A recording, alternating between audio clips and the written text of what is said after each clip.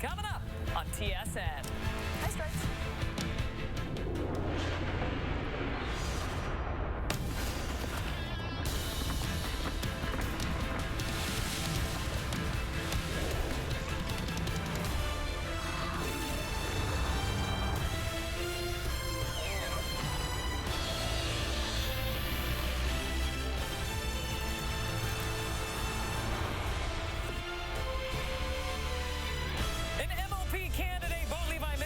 Just 274 passing yards for his fourth career 5,000-yard season, and that's not all. He is just 4 touchdowns shy of setting a new career high for a single season. Vernon Adams, meanwhile, has spoken about losing his confidence recently.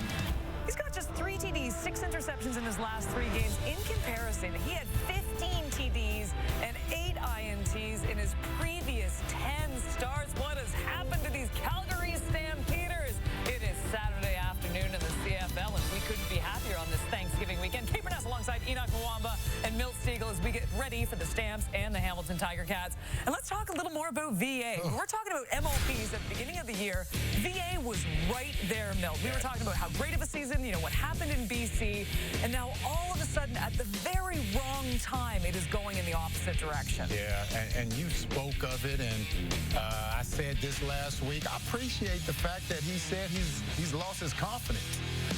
That's not something you want your quarterback to say, but all professional athletes, all athletes, at some point lose their confidence. But VA, he better get his back. He better get his confidence back because this team right now is not in a good place. You think about that. If these Calgary Stampeders lose and the Edmonton Elks win, the Elks control their own destiny. There could be a possibility where that last comes down to who's going to make the playoffs. And if the Calgary Stampeders lose that game, they don't make the playoffs. So VA, he better find that confidence back quickly and get this team going in the right direction. Big play, VA. The Stamps definitely need him to step up tonight.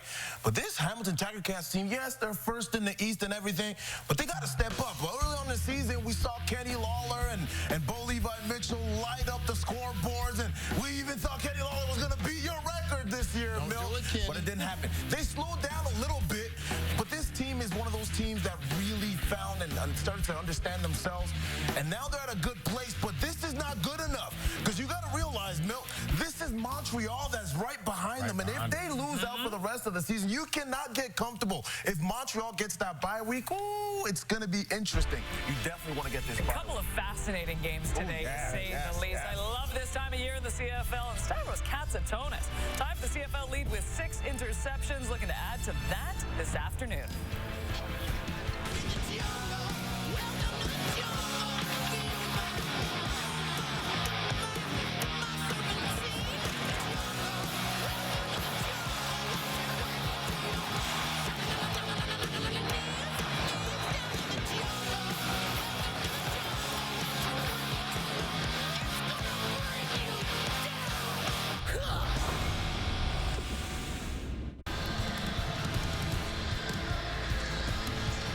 Thank you, Kate. An ominous day in the Hammer, where the day after Saskatchewan clinched top spot in the West, Hamilton has a chance to do the same thing out east, with Bo Levi Mitchell attempting to lock it down by lighting up an old friend turned foe. Welcome inside the broadcast booth, everyone. Marshall Ferguson alongside Glenn Suter. Jermaine Franklin down the field for us here throughout the afternoon. As we all know, Bo Levi Mitchell, the connection with Calgary, all the rest, he said it's not that big of a deal at this point in his career, but a chance to make the playoffs and lock down first, Glenn. Yeah, that's what's most important, and the fact that he's having an MOP season. The numbers are outstanding. Maybe most impressive, the touchdown to interception ratio at 32 TDs to just 9 interceptions.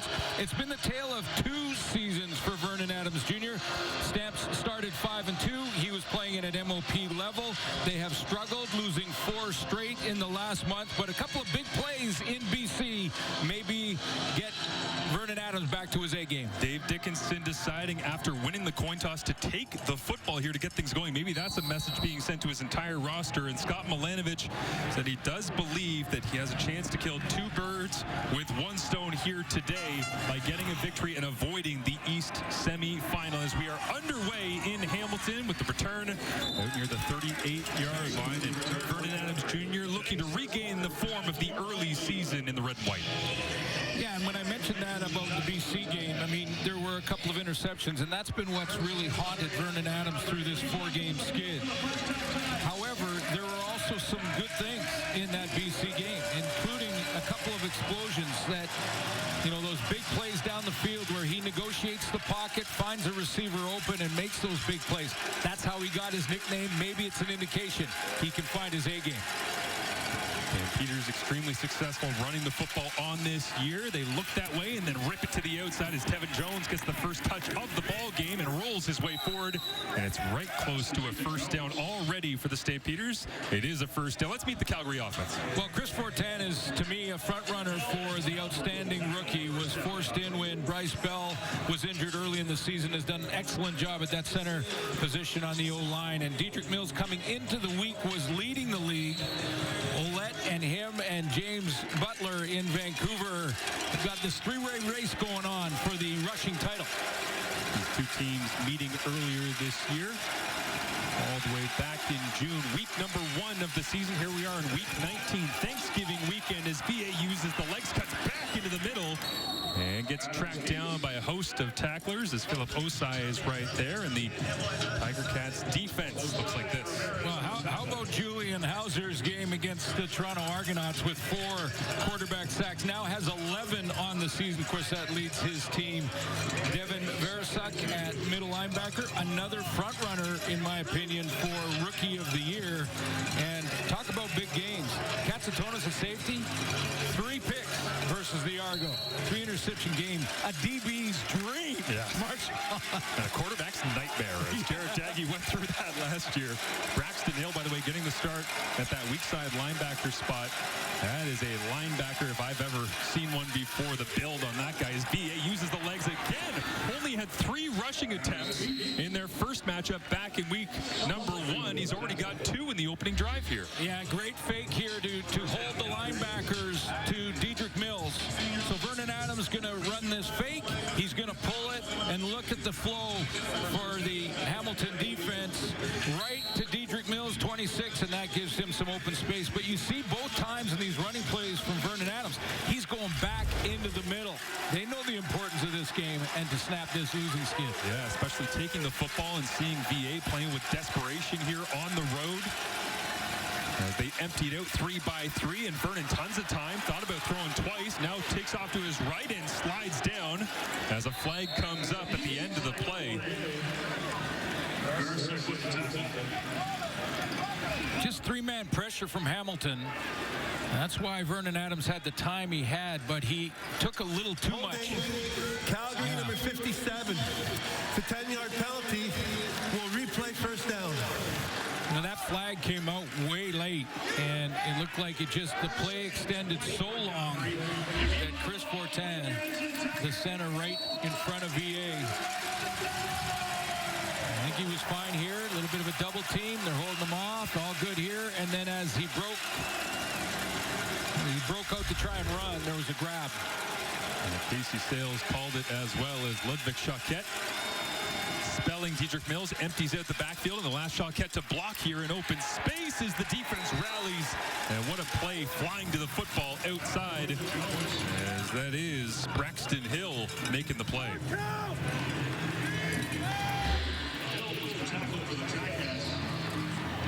Yeah, this is just film study, film work, not panicking, not trying to open up and get back in your back pedal or open up your hips to get deep too quickly into a deeper drop. Wait for the play to develop and then go and close. Makes sense the Montana guy would be good at wrangling somebody in the open field, right? Yeah, love it. Vernon on 2nd and long. Underneath, gets some of the yardage back. And we'll be set up at around the 36-yard line here with 3rd down coming, and the field goal unit, Rennie Paredes off the sideline. Paredes has been on a roll. Gets some opportunity for points in the opening drive. The Calgary Stampeders, you mentioned off the top, Marshall, won the toss and took the ball. And usually here in this stadium, because of the way the wind comes through here, the coaches are always trying to play the win first if they win the toss. They want the ball and some points early. Paredes, number 2 all-time at 87.5% field goal rate. And he's 30 of 37 this year. Bit of a low snap. They get it down. And the reliable right leg of Rene knocks it through the uprights as the Calgary Stampeders take an early 3-0 lead here. There's Bo Levi Mitchell on the field, ready to roll with his first touch of the football here in week number 19. Yeah, it's closing in on 5,000 yards passing. That touchdown interception ratio, I mean, that to me is a big reason why you make an argument for him as MOP. Two-horse race right now.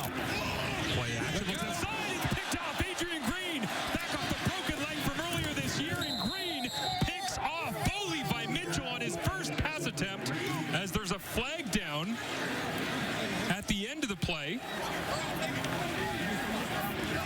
And it's in the backfield. Hamilton, number 69. They'll decline it. Will decline the penalty. The result of the play is a first down for Calgary. And what happened here, Suits? Well, that's the question. Adrian Green had such a great start to the season, playing so aggressively out there. Since he's returned from injury, that aggressive approach has disappeared a little bit, but he sits on this route. I mean, he ran the route for Tim White. Points off turnovers for the Calgary Stampeders, 5th in the CFL with just 79 on the year. They try to add to that right now thanks to this interception. Take a look at the concept here, but Bo Levi Mitchell trying not to give it away with an early look. He just kind of turns his hips and opens up with Adrian Green cutting underneath Tim White. That's the one thing that Bo Levi Mitchell's done a great job this year of protecting the football. He's gone 8 games this season without an interception. It's so strange because the early game scripting for the Tiger Cats has been so good this year, taking advantage of what they expect to see from the early snaps of the opposing defense. Is now off his back foot. A jump ball thrown up by VA as he was just trying to lead Jalen Philpott across the field, and it falls incomplete. Yeah, and in this circumstance, Marshall, that's a win for the Ticat defense. Get the sudden change in plus territory, and you're holding the Stamps to a field goal attempt. I mean, it is possible 3 points. However, you were in that position after the turnover.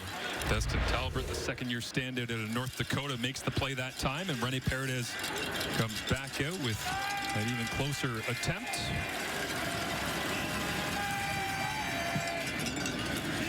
As he knocks this one through as well. And Bo Levi Mitchell, the rare interception in a year where he's been so clean with the football. 1 attempt, 1 pick. We'll see what he has coming up next.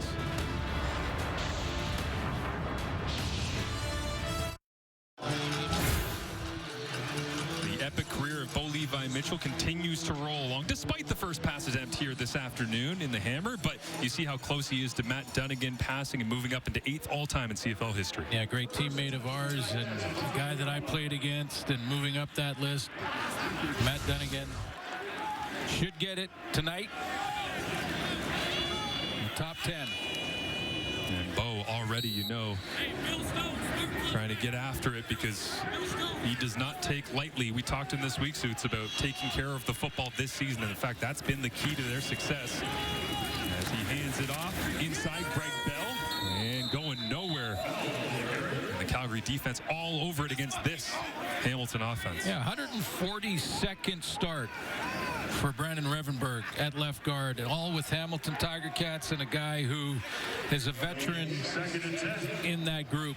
1,000-yard season for Keandre Smith, first one for him in his career. And how about Kenny Lawler flirting with some franchise record in touchdown catches? Just needs a couple to tie Tony Champion. Pretty nice kicks on today as well with a special cause. We'll get to those later on in this game as Mitchell goes into that boundary side, and Lawler makes the grab and will be short of the sticks, but gets his first touch of the ballgame after having another stellar performance against the Toronto Argonauts last week on the road down at BMO.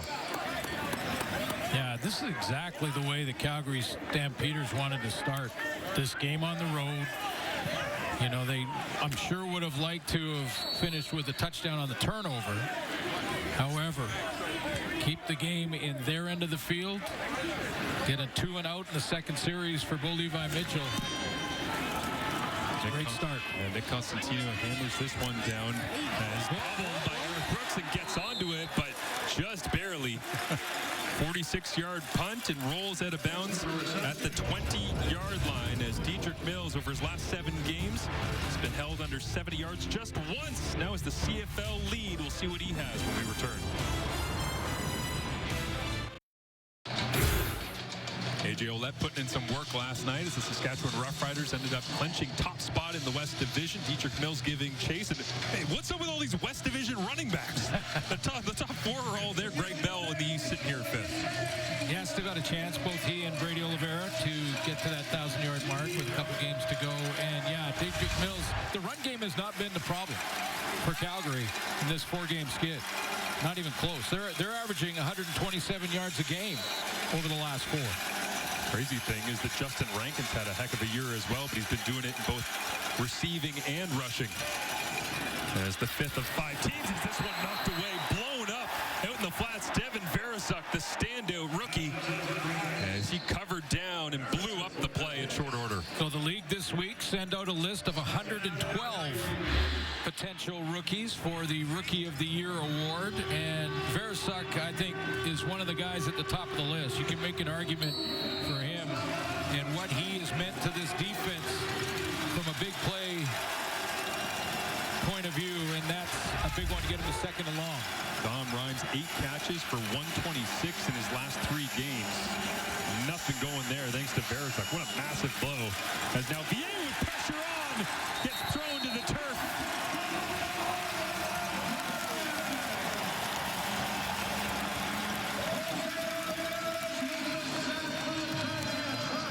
Nice little change up here from Brent Monson, the defensive coordinator, to bring some secondary pressure from here and really disguise it. That's just basically a linebacker and DB switching responsibilities. So you're going to have a DB go in, and then he's the blitzer, and Vernon Adams didn't want any part of that read. He just saw the blitz coming and decided to hold on to the football.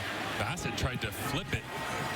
Looked to the right into the boundary and then chucked it all the way back across to the left here, avoiding Isaiah Wood, and it goes for 49 yards with a bit of a friendly roll. But Devin Veresuk, tremendous acquisition in the draft by the Hamilton Tiger Cats. Massive hit here early on. We'll have more on him with Jermaine Franklin down the sidelines when we return. Hamilton Tiger Cats lost by 12 in week 1 against Calgary and then lost to Saskatchewan at home by 5 points. This, perhaps the play that changed their season. With more, here's Jermaine Franklin.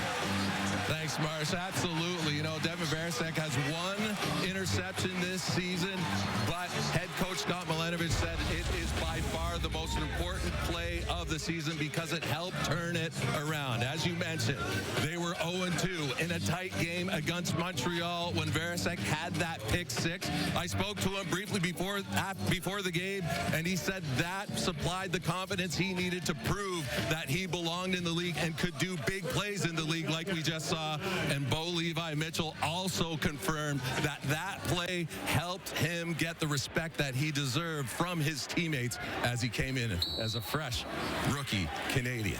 Absolutely. Thank you, Jermaine. And yeah, as we see Brett Monson, defensive coordinator, kind of share a laugh and a smile with Veresuk as he runs past the bench. There is Bo Levi Mitchell, looks to use the legs, gets pushed out of bounds.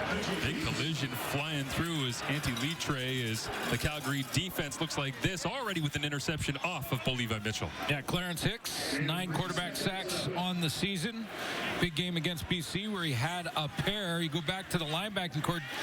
Derek Moncrief's getting a start, and his stat line is completely full. Leads the team in tackles for losses, and the secondary is makeshift. A lot of injuries. Bailey Devine Scott is starting for the first time at free safety. Surprise. We were talking about it before the game suits that they haven't tried to take advantage early on of the middle of the field, a deep shot to go after Devine Scott. This time they go underneath. Shamar Bridges, yards after the catch, slides down at the 40, and they convert on 2nd and 8. Yeah, that first run just kind of loosened things up for Mitch Mitchell now goes over the middle, just in behind the linebackers to Bridges. See Devine Scott at the top of your screen. He's got a deep route that he's got to track.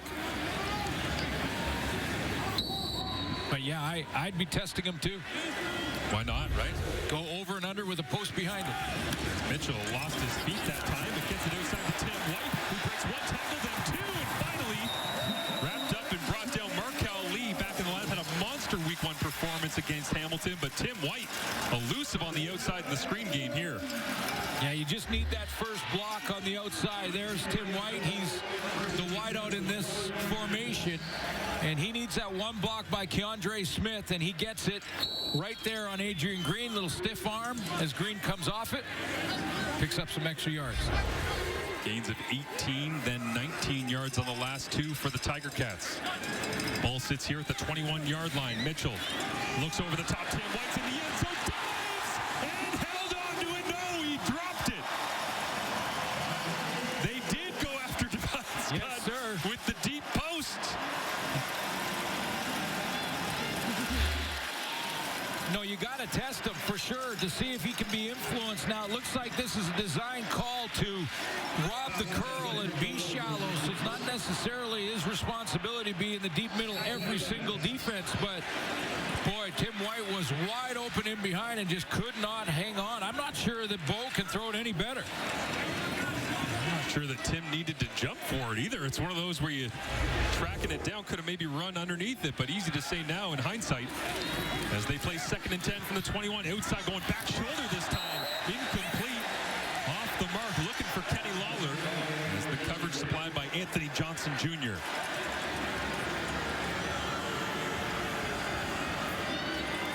Some of the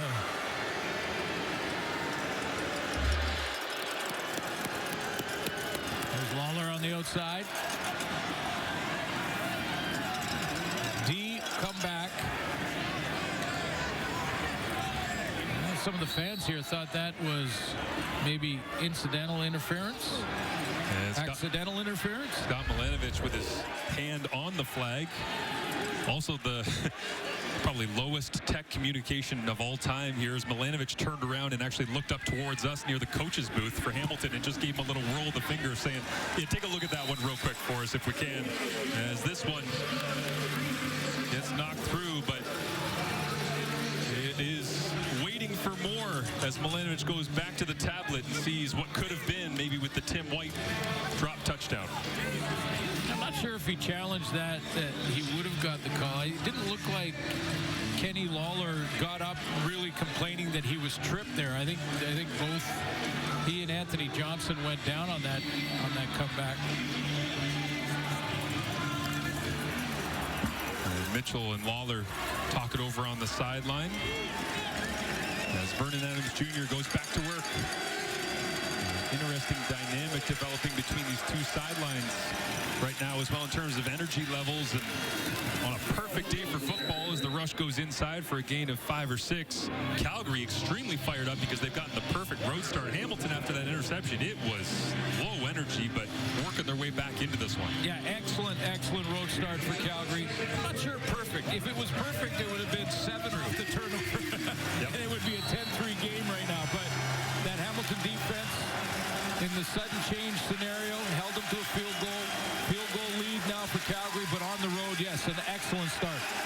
Especially considering the amount of time it's been since Calgary has tasted winning. Just to be up feels pretty good for them at this point. Is down the sideline.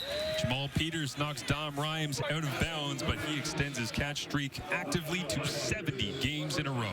Yeah, they activated Dom Rhymes against the BC Lions. It had been 3 or 4 games where he was basically forgotten about. And this is a guy that in this receiving core, I mean, he's got to be one of your first or second reads. I mean, great route runner, tremendous hands. Got him going in BC a little bit. Had a touchdown. Yeah, he hands it off inside. Ludwig Charquette. Jailbreak into the boundary as the offensive line does their job and just caught Hamilton in the right front to get a big chunk of yards here. Yeah, Joshua Coker has moved over to play the left tackle the injured list, and he and Zach Williams just get their blocks one-on-one, open up that hole. That's good blocking up front. Coker was playing right tackle, is now over at the left side.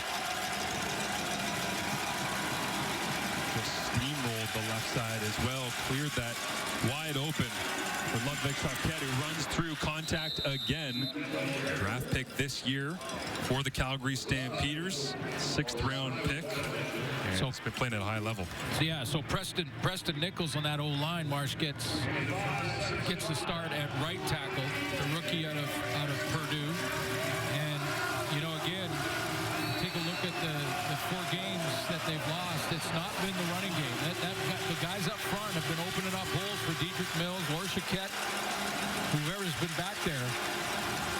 And Mills is dealing with something. Yeah. Not sure what it is quite yet. They're being pretty quiet about it, but dealing with a little bit of an injury. VA rips this one high and away, incomplete. And wants that throw back on second. And medium. Couldn't get anything out of it, so Rennie Paredes has to come off the sideline once again. Yeah, Brent Monson's got a couple of key stops, or his defense, or this could be a very, very different score with Hamilton chasing it.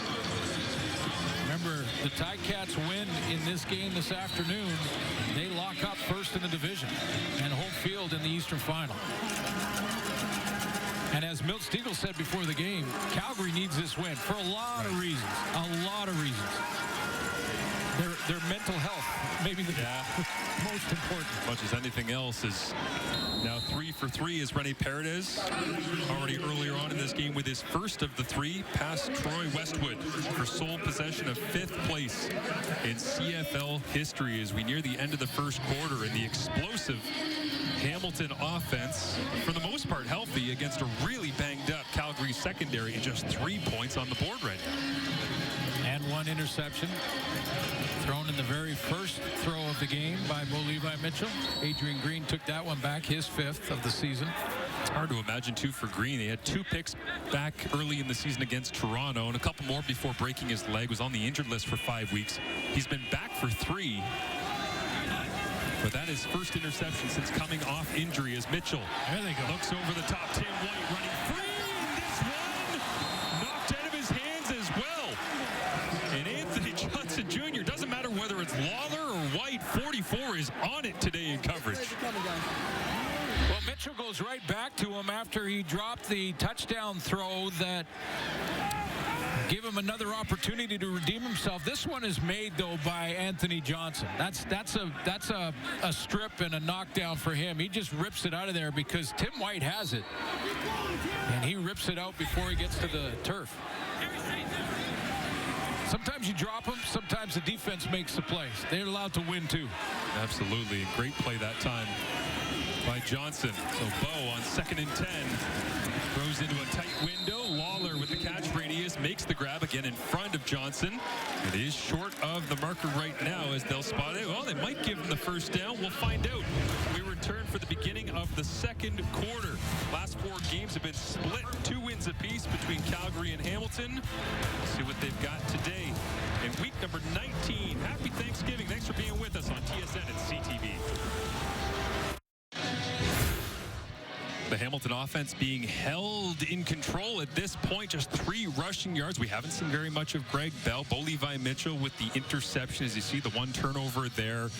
I guess the question now becomes, who's for the Calgary Stampeders? Is this a tremendous beginning, or is this a missed opportunity to really separate yourself early on? No, when you look at the last 5 weeks, the last month between these 2 teams, this is a great start for the Calgary Stampeders. Exactly what they needed. Get the lead, get the crowd out of it. Not surprised at all that they're going to their run game, and there's some signs here. I mean, this team started out 5-2 on the season. Their defense was not only taking the ball away, but it was scoring. Adrian Green starts this game with a takeaway. They had 2 late interceptions against BC to make that a 1-possession game late a week ago. All good signs that Calgary is finding their game like they had early in the season. Levi Mitchell on 1st and 10. They did give Lawler the first down on the final play of the first quarter. They try to go back to the running game here, but stacked up and turned around again. Derek Moncrief all over it. You said he's a stat stuffer. There's just something about playing that nickel linebacker, Sam linebacker spot that just puts you in positions to be everywhere. Well, leading the league in tackles for losses, which is as good as a sack. It's the same thing, really. It's just someone else has the ball in their hands, but you're catching them behind the line of scrimmage. He has the 6 knockdowns. He has the interception, a pick 6 against the Bombers early in the year. Only 3 yards rushing allowed currently for the Calgary Stampeders as Tim White does make the grab here and wrapped up and caught by Bailey Devine Scott coming down from free safety. Again, it's short of the marker, but they are in plus territory. And it is about a yard, maybe a yard and a half remaining. So decision time here, and the offense will stay on. Now, the one thing about Devine Scott playing safety is if Bob Slowick, the defensive coordinator, wants to get him in his comfort zone, keep him close to the line of scrimmage. He's played a little of that cover linebacker spot down in the box, so he understands that. You can roll the halfbacks back deep for that deep coverage. And they won't bring in short yardage as Mitchell stands in and looks to throw on 3rd down. Easy money, Kenny Lawler. Wow. Lots can go wrong in that kind of play design. But you can't go wrong or you're not going to miss very many when you throw to 89. And we had a great conversation with Bo about his star receiver and Kenny Lawler and his 13 touchdowns and just how great he is. You think of all the great receivers that Bo has played with. Bob Slowick watches on from high above here. And they go back to Greg Bell, and Slowick's defense continues to stack up the run. Interesting as well that in terms of personnel, they brought in Giovanni Robinson, the massive tight end, Antti Litre, the fullback, and then they just let Bo throw it to Kenny. Right? Yeah, It's well, that's kind of the mentality. That's where he's going to go. I mean, when it's on the line, you know, Kenny Lawler is going to be the #1 read at the very least. And a guy that Bo was very confident in telling us that, you know, there are some guys that you play with that even if he's covered, you're okay with throwing it to him. Lawler is certainly that guy, and certainly this year is underneath Tim White having a day, getting tons of targets as he nearly gets the ball ripped away. Tiger Cats fans remembering overtime earlier this year, cringing as they're watching on, but hangs on to it and moves the chains once again. That's good for Tim White to be able to get back into the flow of things after losing one because of a good play by Anthony Johnson, and then that going back to that first quarter drop in the end zone. But he's seen the ball a couple of times since then. So Anthony Johnson feels like a guy that's not going to be wearing 44 in future years, right?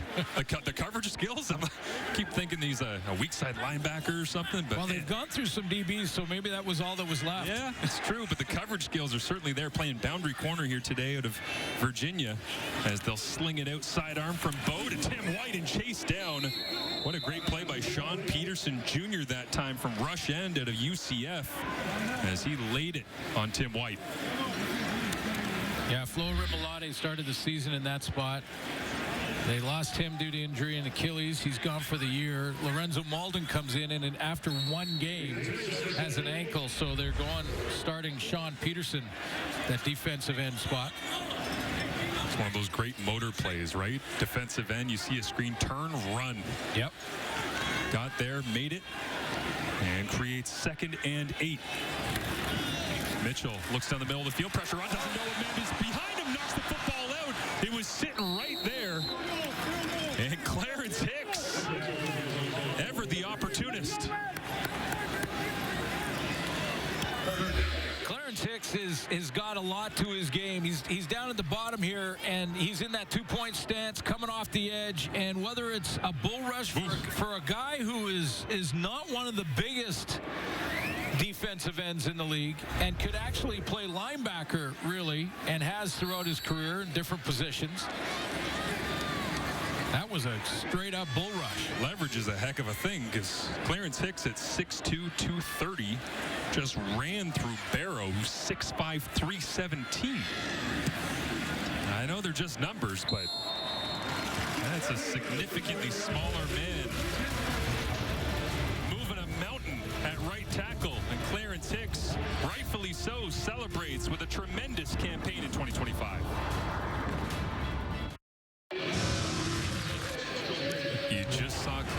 Hicks with the forced fumble. Well, he's been able to get after Bo Levi Mitchell a couple of times. Began with his first career sack last year with more. Here's Jermaine Franklin. Got that right, Marsh. You know, there's just something about playing the Hamilton Ticats and Bo Levi Mitchell for Hicks. Like you mentioned, he got his first sack. He liked it so much, he got us another one. And as a matter of fact, he had 4 sacks last season. 3 of them was against Bo Levi Mitchell. And obviously, he's continuing the tradition and the trend today as he got after him one more time. I don't know if it's just the color of the uniforms or if it's the matchup on the offensive line. Whatever it is, Clarence Hicks, he even told you there's an inside rush that he essentially said to you, Suits, I got a couple of moves. Nobody's been able to stop me yet, so I'm just going to keep using them. And you said, Dave, they're not broke. Yeah, and he said, and I'm not going to tell you what they are. Well, here's one of them, I guess. Slow play it. In the rematch last year, he got 2. He got his first ever in the CFL, as Jermaine just mentioned, and against Bo, and then he got 2 in the rematch when they faced each other again. And I asked him, is there some karma going on here? You going to get after him again? And he just kind of gave me the big smile. And I mentioned Anthony Johnson Jr. likely not going to wear 44 for very long. Well, that was Clarence Hicks wearing 73, in case you're wondering, which is an extremely training camp number, which now he's leveled up to number 12 as BA goes back shoulder outside, little fly and die, and finds Clark Barnes. The Guelph Griffin makes the grab and moves the sticks into Hamilton territory. Real good confidence building throw for Vernon Adams to have the protection he needed. He took a peek out there to his right and throws this deep comeback. Like you mentioned, almost a fly and die down the sideline, just kind of back shouldered him and brought his receiver back towards the football, back towards the line of scrimmage. That's a good throw. And is that Barnes that's taken a knee for a second? It looks like he's holding on to that left wrist as the training staff comes out. No, okay. And I think he landed on it awkwardly as he got hit by Amos and went down on the side. We'll take a break, step aside as they take a look at Clark Barnes. Every tool that's ever existed to just make it through the prelims on that show. Well, you hope that Clark Barnes is okay and able to bounce back. They're holding that left wrist. What an accurate throw there to the sideline by VA. And the wrists are a tricky thing too, right? Especially for a receiver, but yeah. As VA with time, they tried to chop down the offensive line. He extends the play and then is able to connect before Stavros Katsantonis flies downhill and delivers the boom as we go back to the Clark Barnes catch. Yeah, let's look at that route and the accuracy on the throw. And this is the fly and die that you talked about, Marsh, because he's going to go like he's running a go route, and then right about here. Now, that ball has to be thrown to the backside shoulder before the inside dropper can open up and get out there. That's how accurate, and the timing was bang on that throw to move the chains. And in the CFL, if you don't throw that with enough pace, it's going to get picked anyway. Going the other way. Right? Absolutely, it's going the other way. Coverage so good, especially on those wide sides. Now Mills breaks free into the middle of the secondary, and he can't be brought down until he's inside the 10-yard line. It looked like the Ticats defensively had him at the line of scrimmage, or at least had plugged the hole he originally wanted. It just sort of right there was the good kick-out block. Was that Dom Rhymes coming across the formation to get the kick-out block, and that's what Dedrick Mills needed. That was actually Philpott, I think.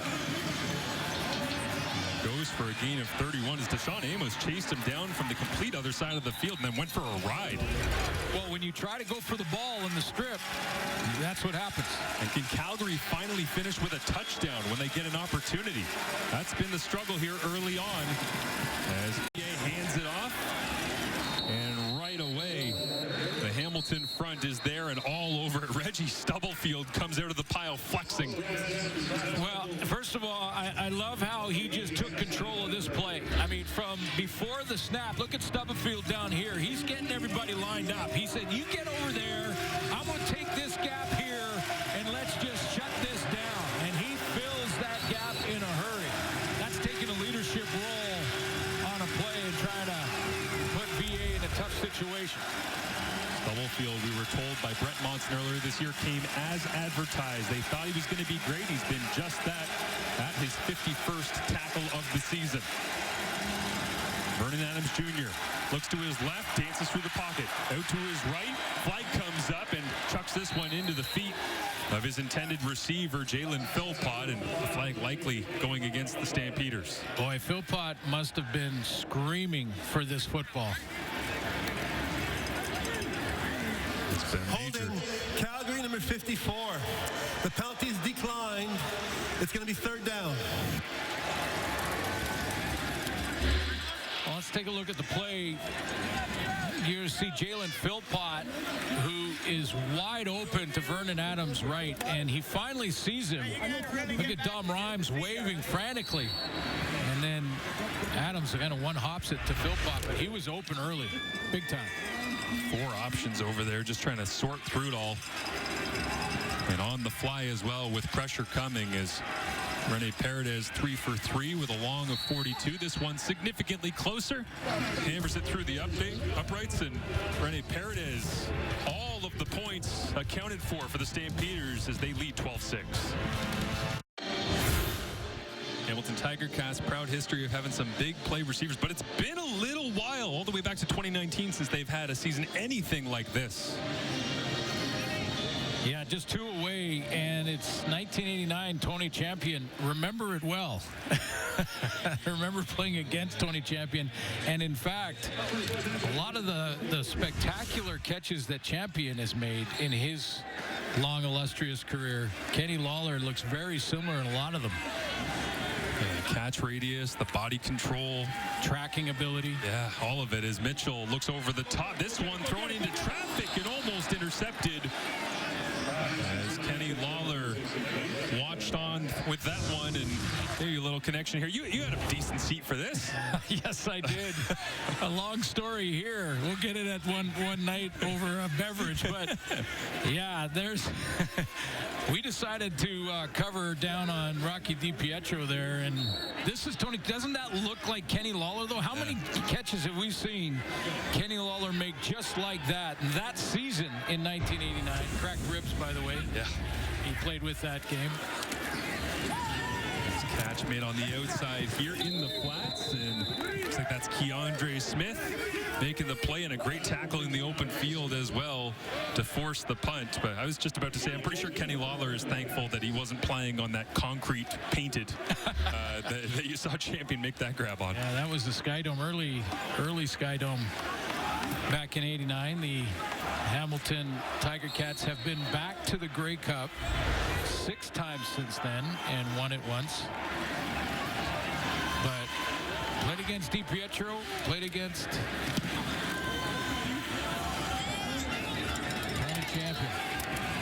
Big punt here, and Eric Brooks, after a 42-yard punt, brought down the coverage unit right there to make the play. Tyler Ternowski always in the middle of the fray, but this one will get credited to Brian Cole II as he gets a chance to celebrate tremendous special teams effort at Mississippi State.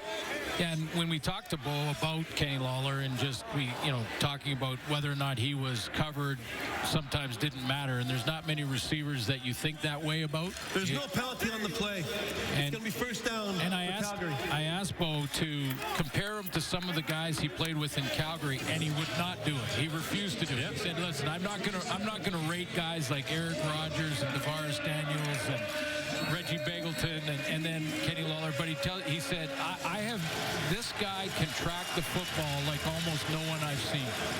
And he talked about that over the shoulder looking for a fly ball. Go Blue Jays. Fly ball at any time. Kenny Lawler is a master at that. Vernon Adams Jr. throws it to a tight window. Dom Rhymes knew he was going to wear that one, and he did, but he held on for a first down. Yeah, and the way that VA threw this football was to protect his receiver, because he knew with Katsatonis in the middle, with Verisuk down there, that there was going to be some contact on that dig route. So he just drills it right between the 1 and the 5 and says, "Protect yourself." There you go. Receivers love that. 9 sacks, 4 interceptions for the Hamilton defense against Toronto last week. Not that kind of productivity right now, but plenty of physicality, is now running right through that Hamilton defense. Once again, Dedrick Mills, when he gets the first 5 yards and the wheels are turning, it's hard to stop him before at least 15. Yeah, and, you know, I'm not surprised that they're having success. Again, this has not been the issue for Calgary. Their running game has been outstanding all season. Dedrick Mills coming into this week was the leader. He's one-on-one with the free safety and Katsatonis there. He bounces outside of that and picks up another 10.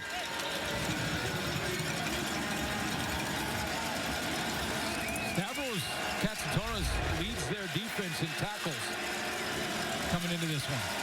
108 yards on the ground before this carry, which adds another 3 or 4, and just 6 yards rushing. Right now, the average per rush, Hamilton 1.5 yards, and Calgary nearing 10 yards per carry. Thanks in large part to that man, Dedrick Mills, trying to track down a rushing title here in 2025. He has been a workhorse, but the Calgary defense has been doing their job, holding Hamilton's explosive offense to just 6 points here as we've hit the 3-minute warning.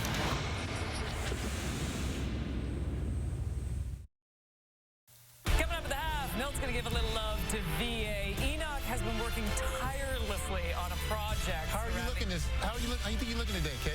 I think I look really nice. You said you looked great before that, Kay. You want to go to the big board because you're dressed so well. Whoa, what are we doing here?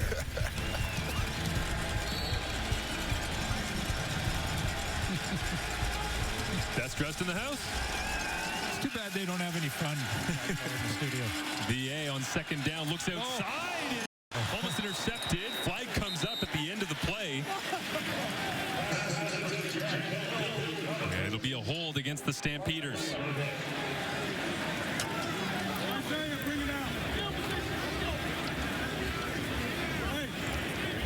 The holding, Calgary number 54. Penalties decline. It's going to be third down.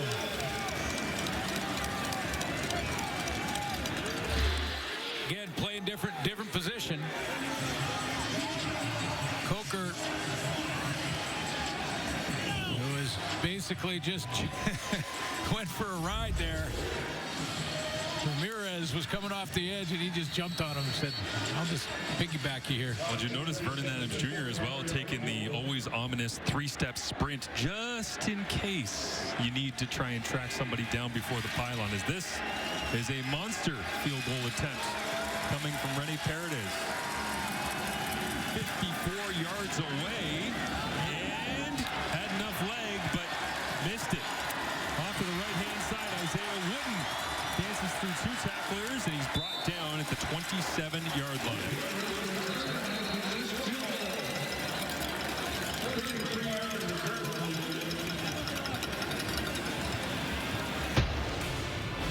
CFL WestJet Thanksgiving weekend action returns tonight as the Blue Bombers take on the Elks. Catch all the action at 7 Eastern, 4 Pacific on TSN. The Elks are still in. Which is amazing, considering what the general vibe has been around the CFL. Well, Edmonton's an afterthought again. I get that, a lot of people saying that, but that's not true at this point. That's going to be quite the game. Joshua Coker's got a challenge here. He's down. And he was covering down on the missed field goal attempt here. Yeah. Always dangerous. See 54 at the top right of your screen. He kind of cuts back, and big boys like that at his size, we're talking 315. They're not built to make cuts that quickly. Yeah, it looks like he's looking at that left leg. Cleat got stuck in the turf, and when you are 315, that is not the smoothest of transitions, as the left tackle is covering down on a missed field goal. As we get a look as they watch over Coker at where the standings are, and you see that very important Y. Yeah, that's sitting next to a certain green S logo. Congratulations to the Riders. Big win against Toronto last night, and that locked up first in the division. They will host the West Final. Who gets the semifinal? That's the next question. And Edmonton, as we just mentioned, still in it at 6-9. If they get the win against Winnipeg tonight, well, I don't even want to do all the math, but they're still in it.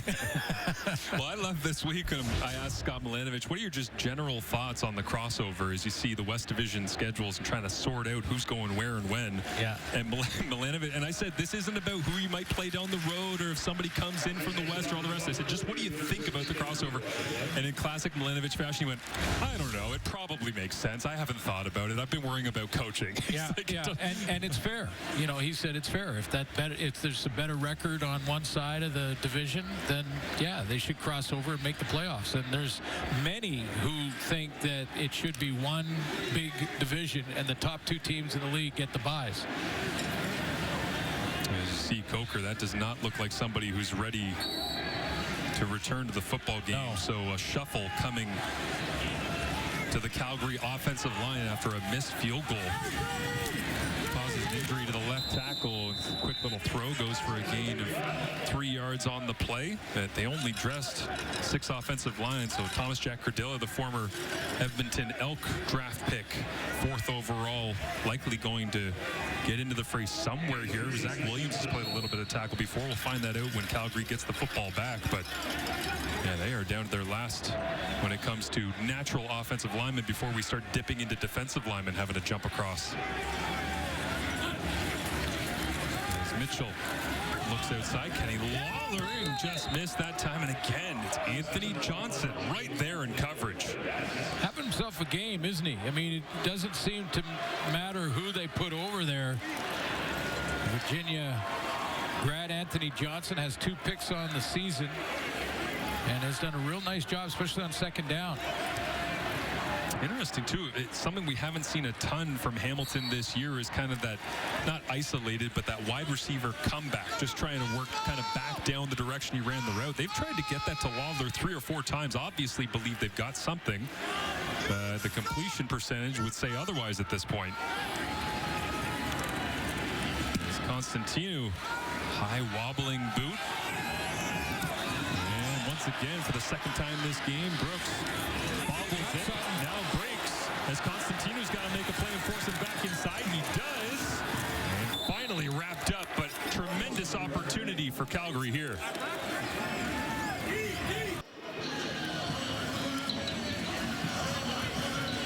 Well, this gives Vernon Adams a chance for some points before the half here. He doesn't have to go into hurry-up even to get it done. Big return for Brooks back on Labor Day.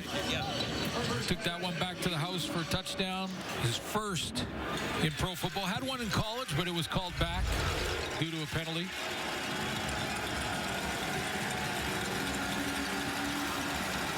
So VA pumps and comes back with a little screen here. They try to get things settled. Casey Sales says absolutely no way and throws down Ludwig Choquette.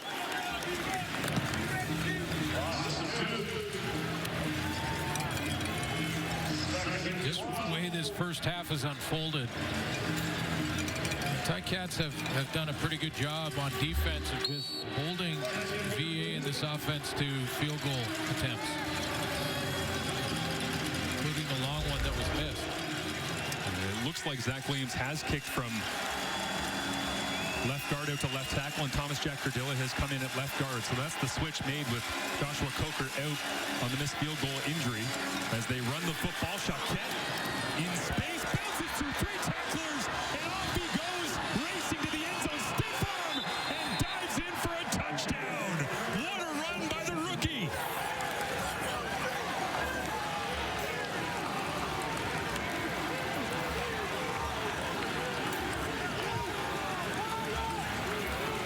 All the juggling up front for the Calgary offensive line, and they step up and get it done. Preston Nichols is going to start things off from the right tackle spot. He's going to get a down block that Choquette just cuts off of, and then a couple of broken tackles, and away he goes with some great speed to finish the run, but there's some outstanding blocking at the line of scrimmage.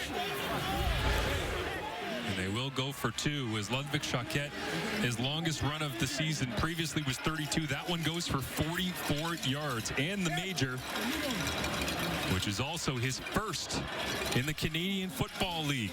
Welcome to the end zone in the Big Show.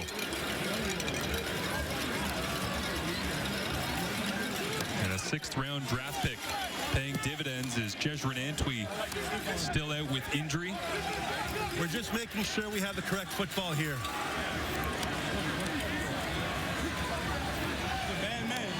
With a minute 19 remaining, Hamilton fans on a beautiful day, 14 degrees, very little wind to speak of, in a little bit of shock right now. Potentially down 20-6 after the 2-point. We'll see what VA's got. A little sprint down out the back door. Quincy Vaughn, and why not? Goes to another rookie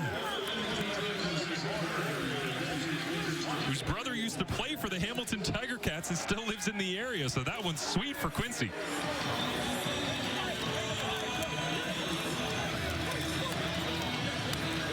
Let's go back to the touchdown run first. That was a great design play in the red zone, but let's go back to this one here. First of all, Zach Williams on the one-on-one block right in front of him. That's huge. Fortan's going to come down here. He's going to take any scraping linebackers or D linemen. You got Jalen Philpott at the top of your screen. He's got the kick-out block, and then the tailback does the rest. I mean, this is well blocked up front. Now how about this design on a play call? Like, this is something I haven't seen from Calgary all season long. Full roll to one side and then throw it back against the grain to your short yardage quarterback. Yeah.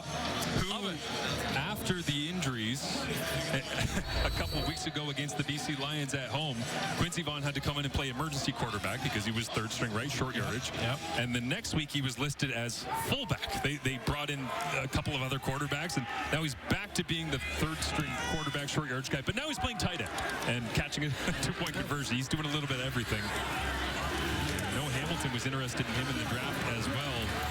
It's one of those multi-purpose weapons, but 155 rushing yards to just 6 for the Calgary Stampeders right now after this. Yeah, that's the biggest difference in this game when you compare the two offenses. That there's great balance for Calgary. Nice run by Chiquette on the runoff tackle. Blocking up front, even with the injury to Joshua Coker. I think Pat Delmonico was fired up. I was going to say, guess what group he coaches? Emptied out for Bo here at the end of the first half. Shamar Bridges catches it, steps out of bounds in front of Adrian Green, who had his 5th interception of the year on the very first pass attempt of the ball game. And 65 seconds remaining, in Hamilton with no majors so far. Yeah, and it just, I don't know the time of possession off the top of my head, but I guarantee you it's in Calgary's favor in a big way. Just haven't seen Bo out there a whole bunch.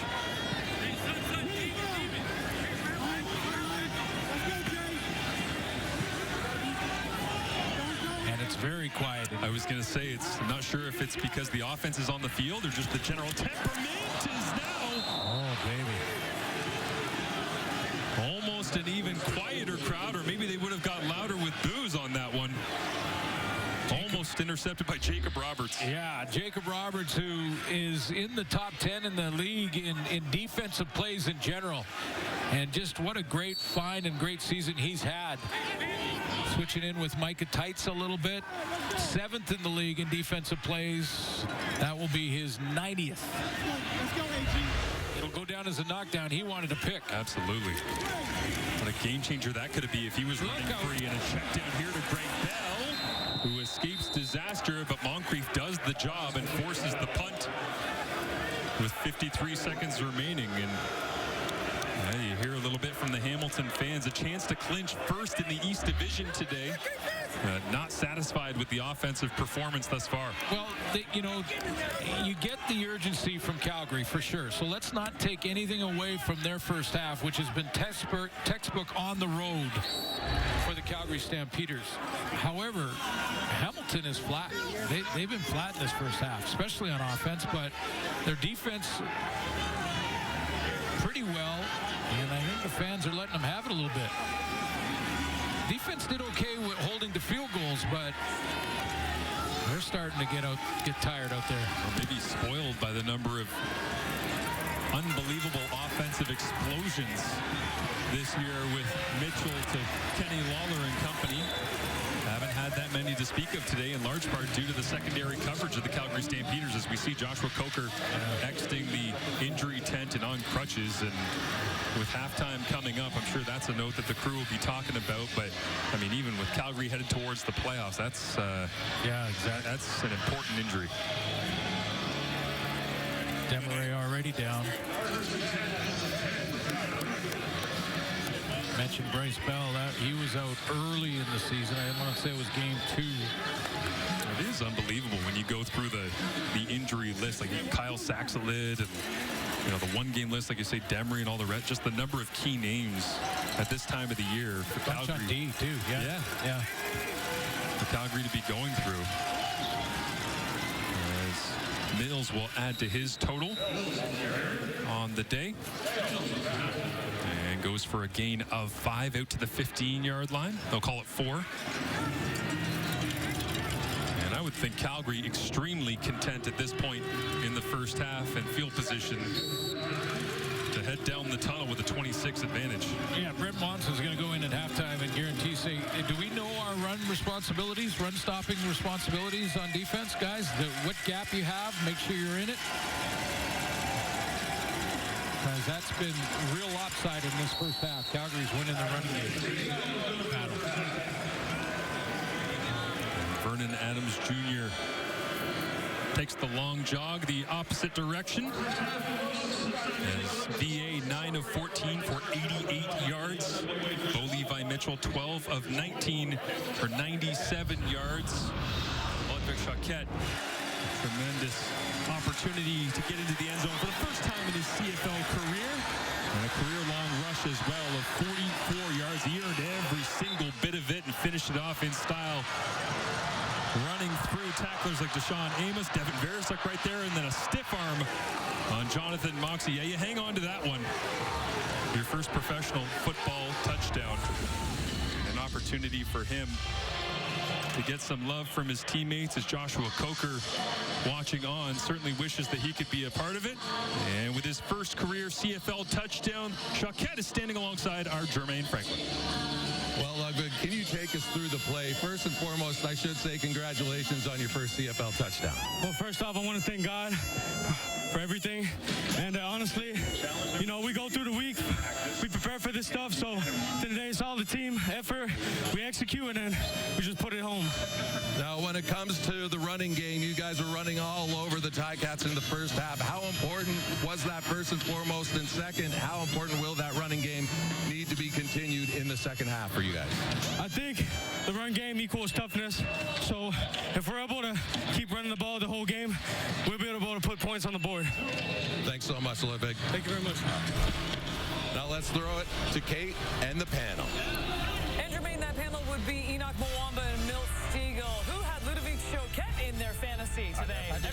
Everyone picked him. 6th-round pick. We're all like, he's going to have the game of his life today. A great start for him and the Calgary Stampeders and their run game. We'll get to that in just a moment. But before the two of you interrupted me at the 3-minute warning, I was explaining that Enoch Mwamba has been doing a lot of work on Adrian Green right now. He's got a PowerPoint presentation, probably some do-a-tangs in there, but he's going to break down this performance, aren't you, Enoch? We're going to talk about this big play that Adrian Green made, but he's been having a really good season. He got hurt earlier in the season, Kate, and at the time of his injury, he was leading the CFL in picks. And tonight he comes back and makes a huge play for the Calgary Stampeders, and he gets Bo Levi Mitchell. So at the beginning of the play, Bo's looking, he's scanning, he's saying, hey, look, there's no free safety, middle of the field open. I'm anticipating man. So this we call an indicator motion. Now he sees, okay, between these two, one of the guys are going to have the motion, and the other guy has to be in the post. What is happening now? The receivers right here are so wide apart, you typically don't see a switch this late in the down, but Adrian Green makes such a good play. He has eyes exactly where they need to be, jumps right in front of the play, and goes right back in the back to the end. There was pressure on Bo Levi Mitchell. He had to let it go early, but Adrian Green made such a great play. And Mill, you know what the only thing that he didn't do was? He didn't score. He didn't score. Because the Calgary Stampeders need points on the board, but guess what? they're doing just well tonight, and they need to get this W. And it's not just on the defensive side, as we said, too. I mean, this run game has been pretty much unstoppable. You got VA, who's sitting there with 23, and then between Mills and Choquette, it's 72-64. I mean, Hamilton's going to have to find a way to stop this in the second half. Yeah, because they haven't been able to run the ball. They have in the previous 4 or 5 games, but so far this first half, they haven't done anything. And the Calgary Stampeders, that's been their meat and potato on their offense. And we know coming to the game, Dietrich Mills, what he was about. I mean, coming into this week, he was the leading rusher in the CFL, and we knew he can get it done. We also knew about VA when he's able to run the ball. But what about Choquette?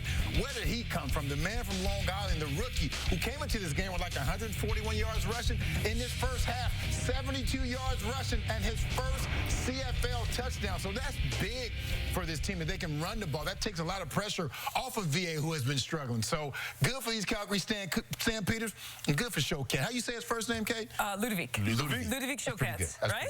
You're pretty good. We better get to know him. We better get to know. I mean, when we get these new guys, especially 6th-round pick, I mean, you love story. By the way, too, he was so intense in that interview, too. He's like, he's dialed in for this second half. Yes. Let's talk Tim White for a moment here, too, because, look, we saw the one drop, and it was really interesting. I mean, he probably didn't need to jump. It's easier said than done, but Bo is targeting him a lot in this game. And that's good, because when you're struggling, you know the hardest thing to do when you're struggling is trust yourself. But when your quarterback continues throwing you the ball, even after you drop that ball, that goes a long way. We know what type of talent he is. We know they're going to need him if they want to get into the playoffs and get to the Grey Cup. So good on Bo featuring him, throwing the ball back to him, because he can make some plays. And I'll tell you this, those Hamilton Tiger Cat fans, they are not happy right now. I mean, we heard them. They were going off the field. Now they're going to need a big second half. The Calgary Stampeders currently up 20-6. Coming up after the break, we break down the later game. Get up off of that thing and dance to you better. Get up off of that thing and dance to you. Sing now. Get up off of that thing and dance to you better.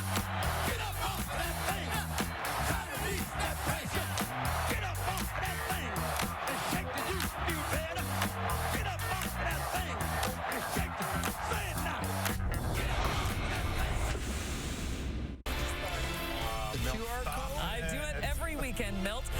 Well, the Thanksgiving weekend continues with our doubleheader. It is in Edmonton, and it is the Bombers taking on the Elks. Brady Oliveira just needs 29 rushing yards for his 4th straight 1,000-yard season. Of course, on the other side, we'll be looking at Justin Rankin. I love that Justin Rankin signed that 2-year deal as well, too. We talk about players in the CFL, and now we've got him for a couple more years in Edmonton. Great from a marketing standpoint on this one. But you look at the star power, and you still look what's on the line for these two teams when it comes to the postseason. There's a lot to be excited about, Enoch. Absolutely, Kate. There's a reason why Justin Rankin was offered a contract and extension. I mean, this guy is one of the major reasons why this team is where they are right now. His ability to make plays and explosiveness, and his ability just to be resilient. You talk about where this team was at the beginning of the season. Who would have really thought that they would have been in a position right now to possibly make the playoffs? And on the opposite side, we talk about the run game. It's going to be a matchup tonight, because you got to look at Brady Oliveira, who's no stranger to the spotlight, who's a guy who is consistent over the years, and he's on his way to another 1,000-yard rushing season. And it's going to be a game tonight, because these two, if they're able to establish the run with those two guys, they're going to bring a lot of problems for the defenses. Yeah, the running backs are important, but the most important position we all know is the quarterback. And the way Zach played in that last game, if he plays like that, Cody's going to have to match him. He's going to have to match him regardless, and I think he's up for it. He's been playing some solid football the last 5 games. He's been efficient. He hadn't turned the ball over, no interceptions. So that's going to go a long way. This team is still in the hunt. They're still going to continue fighting. It's not going to be an easy road, but I like the fact that they have an opportunity. I mean, that makes the game for everyone watching so much more enjoyable. So it's going to be exciting to see what these Edmonton Elks can do against these Winnipeg Blue Bombers. Because the Winnipeg Blue Bombers, yes, their road to the playoffs is easy, but it's not sealed up yet. They still have to win this game and maybe another game to make sure they're in there. So this is going to be a dogfight, and it's going to come down to these two quarterbacks. So I'm excited. Talking about Cody, too, I mean, 0 INTs in his last 134 pass attempts. They're efficient. Meanwhile, let's say it together here. Ludovic Choquette. Ludovic Choquette. Well done, young man.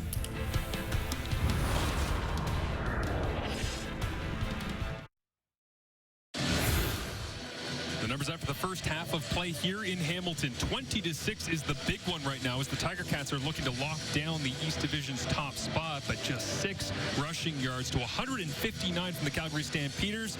Devin Verzak hoping that they can find a way to slow that down here in the second half. Devin, the Calgary Stampeders had a strong run game in that first half. First and foremost, how do you slow them down? We're going to have better eyes and be signing our gaps and play good Tiger football. That's what we're going to do. And in terms of the second half, how do you guys get going, not only as a defense, but as a team overall? You got to come out with energy, man. It's a 2-score game. Offense gets the ball. They come out here and score, and all of a sudden it's a one possession game, and we got a football game to go again. Thanks for your time, Devin. Thank you. Maturity beyond his years, both in the way he handles the game and in his playing style. That's what made him the second overall pick this season, that he knows the way to come back in this game. Big first half for Diedrich Mills and Choquette. Big TD run by Choquette. And that run game dominant in the first half for the Calgary Stampeders, and that is the first thing that Devin talked about. You got to think, like you said, Brent Monson got on the board. Oh, yeah. In there at halftime and said, they're in this front, here's what we look like. Well, this will help Hamilton immediately. Absolutely. Legal kick out of bounds. Calgary number 30. We're going to go up 30 yards. It's going to be first down for Hamilton. And a strange one from Rene Paredes, always reliable, but I can't imagine he was trying to do anything other than place that one and just missed. Yeah, I feel for him. I know exactly what that feels like on the first tee box of almost every golf game I've played in. See? You have all that fairway to hit, and somehow you miss it. So Bo Levi Mitchell in the Hamilton offense with their 6 rushing yards will begin from the 50. Mitchell immediately over the top, and Tim White, and he missed him. Just unable to get on the same page with Tim White on those vertical shots at times. You've seen the chemistry with Kenny Lawler, unquestionable, but with White, it's always a bit of a guessing game. Yeah, this ball looked like White was looking for it over the inside shoulder, and Bo threw it to the outside shoulder out here, and now he's got to find the football, turn around, track it, and just wasn't able to find it in time. You know that one stings because likely that Scott Milanovich dialed it up to try and inject some life into the stadium. As Mitchell looks outside, and this went up in the air and almost intercepted. Probably should have been, but again, Anthony Johnson right there on Kenny Lawler.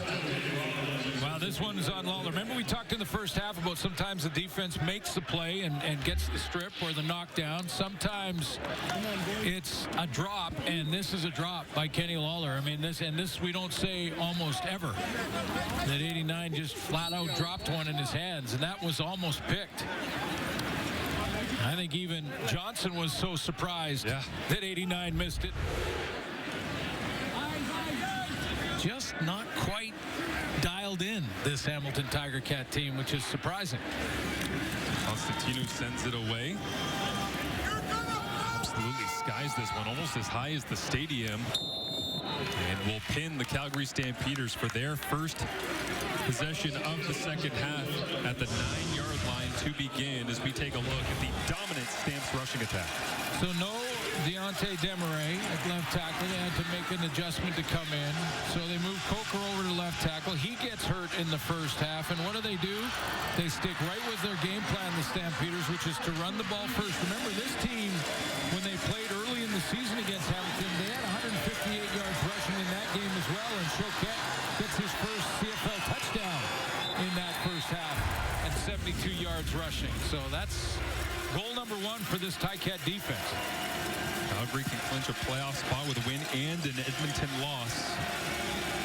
Coming up later on as the Elks take on the Blue Bombers. An inside handoff, and they go right back to the well, and Verzak making good on his halftime chat with Jermaine Franklin, just finding a better spot to slot in and try and get enough steam stopped from Diedrich Mills. See Stubblefield right here. He started deep as if he was a safety, and Katsatonis as well. Look how close they are to the line of scrimmage. That's going to be something that Dave Dickinson looks at and says, listen, if they're going to bring those two guys, those two sort of defensive back tweeners down to stop the run, we're going right over the top. was almost 8 men in the box. Good eye suits. They loaded that thing up expecting Mills to run into it, and he still ended up with 6 yards. So 2nd and 4. And they'll give it to him again, right down the rail. And a first down for the Stampeders. So Vernon Adams, with that great running game, didn't have to, put a cape on or anything like it. He just quietly put together 88 yards and went 9 of 14. And maybe most importantly, based on the last 4 weeks, did not throw an interception in the first half. Yeah.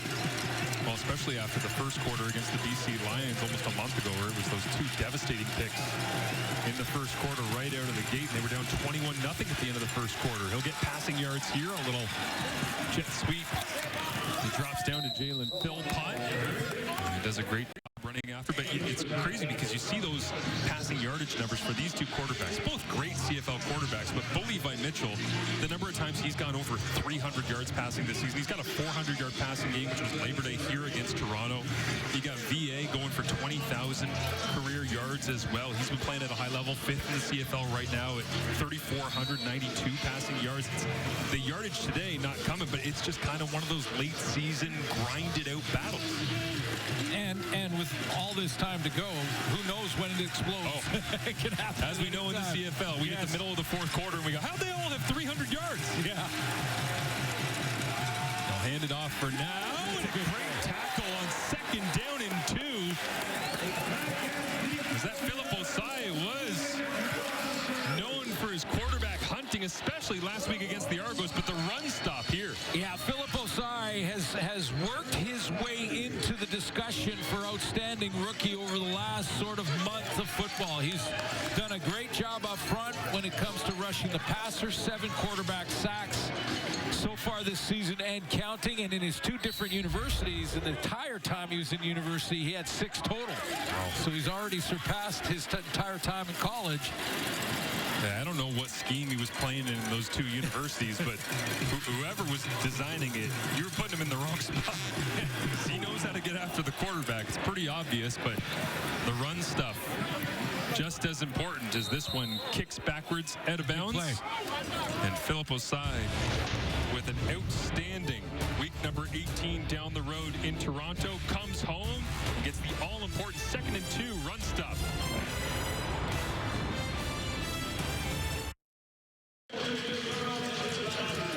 There he is, Frank Smith, former UBC head coach, long time, and tons of success with the Thunderbirds and passing away. And everybody on the West Coast I know, Suits, you're in and around the area. You understand the football culture and the BC Football Hall of Fame as well. Great respect for that man and everything he gave as one of the great Thunderbirds currently in the Canadian Football League. Stavros Katsantonis spoke to us about him this week.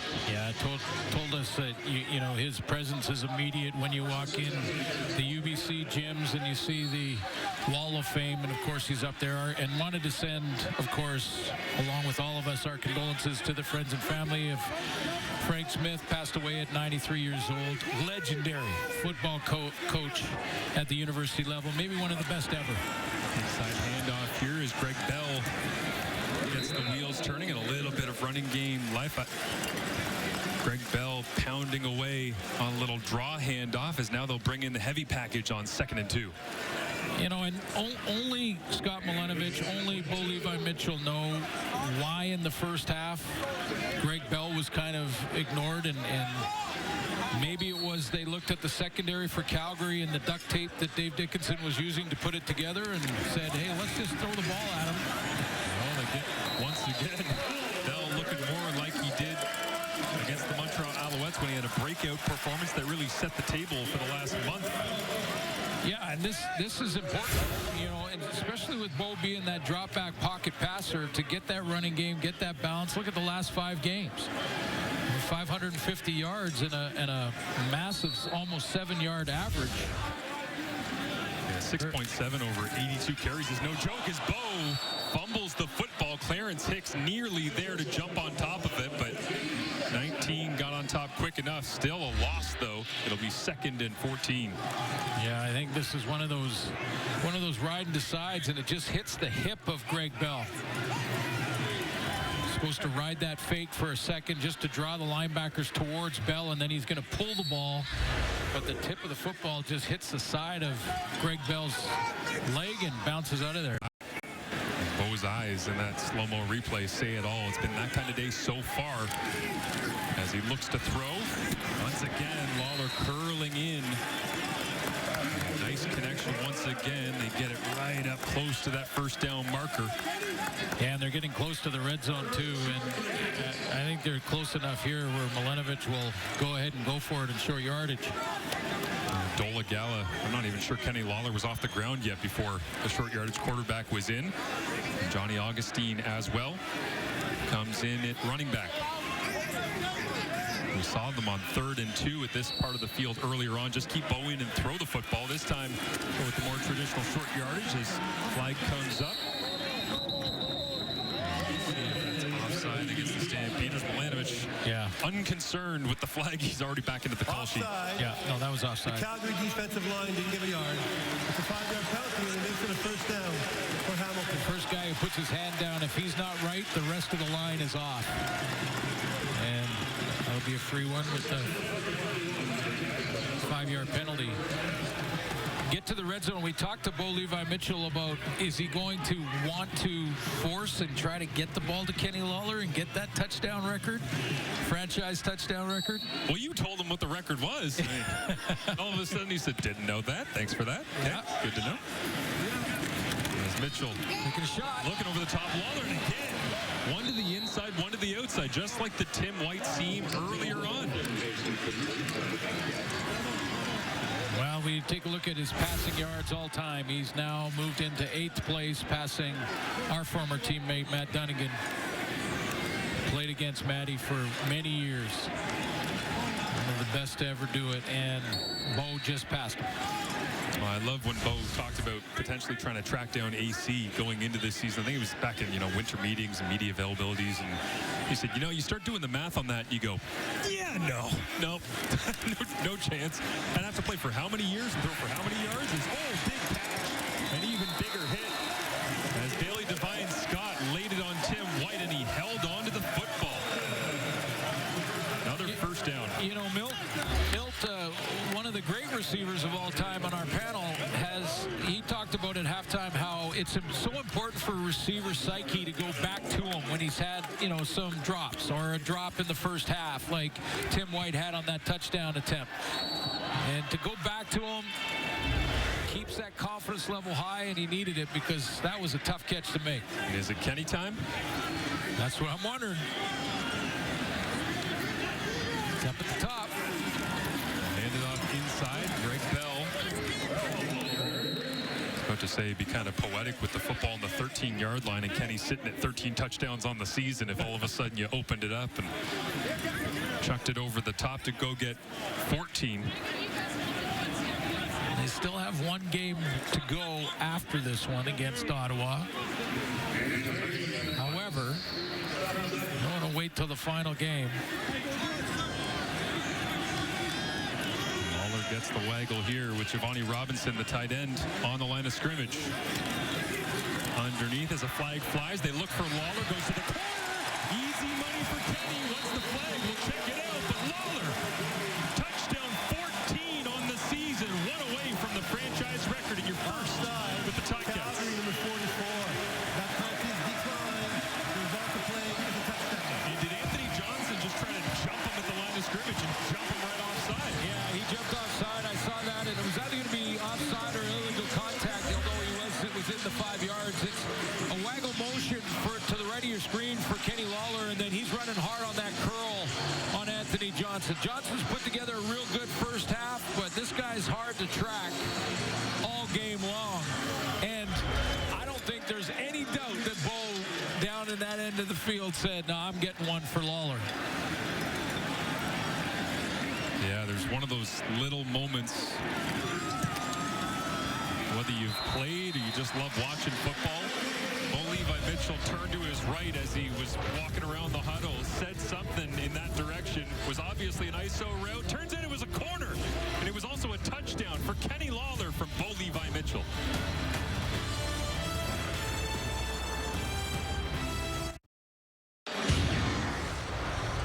Marsh, you think this is called Charger? I would agree with you. This is a designed play to make Kenny Lawler the #1 option for Bo Levi Mitchell down at the goal line.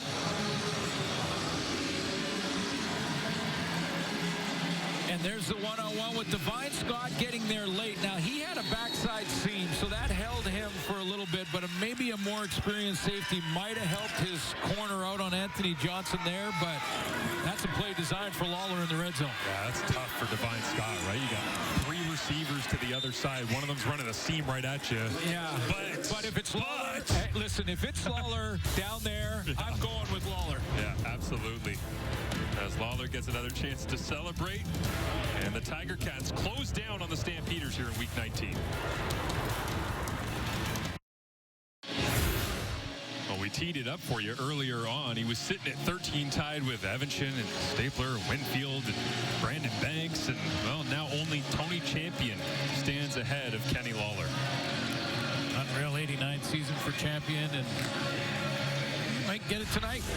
Also, right side of the end zone, little corner route. He didn't have to backpedal and fall backwards for it. However, very similar area. Geography, when you're talking about the Champion catch. As VA pulls, gets a block, and looks to throw on the run, completes. Clark Barnes makes the grab.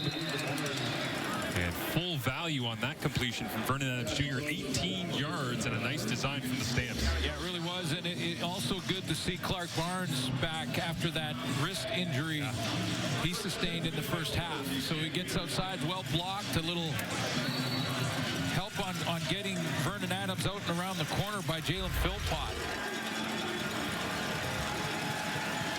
It almost looks like the training staff was over there asking Clark about how it felt. He just shook his head, so I'm fine, I'm fine. Yeah, he's good to go. Just showed that as Tevin Jones makes the grab and missed block. So Jones gets hit right at the line of scrimmage. Was that Jamal Peters that flew up and made the play? It was number 2. Always flying in from that boundary corner. Yeah, you know, you got 5 interceptions on the season. I really like the looks of this Ticat secondary. When I look at them collectively with Patrick Cornis in the middle, playing with the confidence he's playing. Jamal Peters, Deshaun Amos, who has tons of Grey Cup experience. Moxie on the outside. This is a good group. Yeah, solid from top to bottom. Every position being led by Stavros Katsantonis doesn't hurt either as Vernon looks down the middle of the field. Jalen Philpott trying to figure out if he should turn around or not. And Philpott kind of adjusted to it. Almost looked like one of those over-the-shoulder baseball catches. Well, you know, we talked earlier about the wind here, and a wind can not only just affect the kicking game, it sometimes affects the throwing game, and maybe this was part of it. I mean, it was a tight spiral, so you're right. Philpott was trying to kind of gather himself, get the right footwork, and make sure he was looking over the right shoulder. Big play by Philpott after a big block on the previous down. Destin Talbert kicking himself for not just playing the football and running right to it on that one. As Mills gets the handoff inside, drives the legs, and just when it looks like there's a wall of black and gold sitting at the 7-yard line, all of a sudden, Mills is all the way down to about the 3. So let's see the gap responsibilities.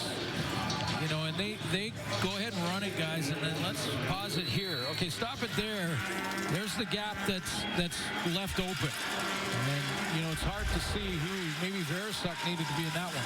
Mills gets another touch, drives the legs into the end zone, and Calgary on the road extends their lead here late in the third.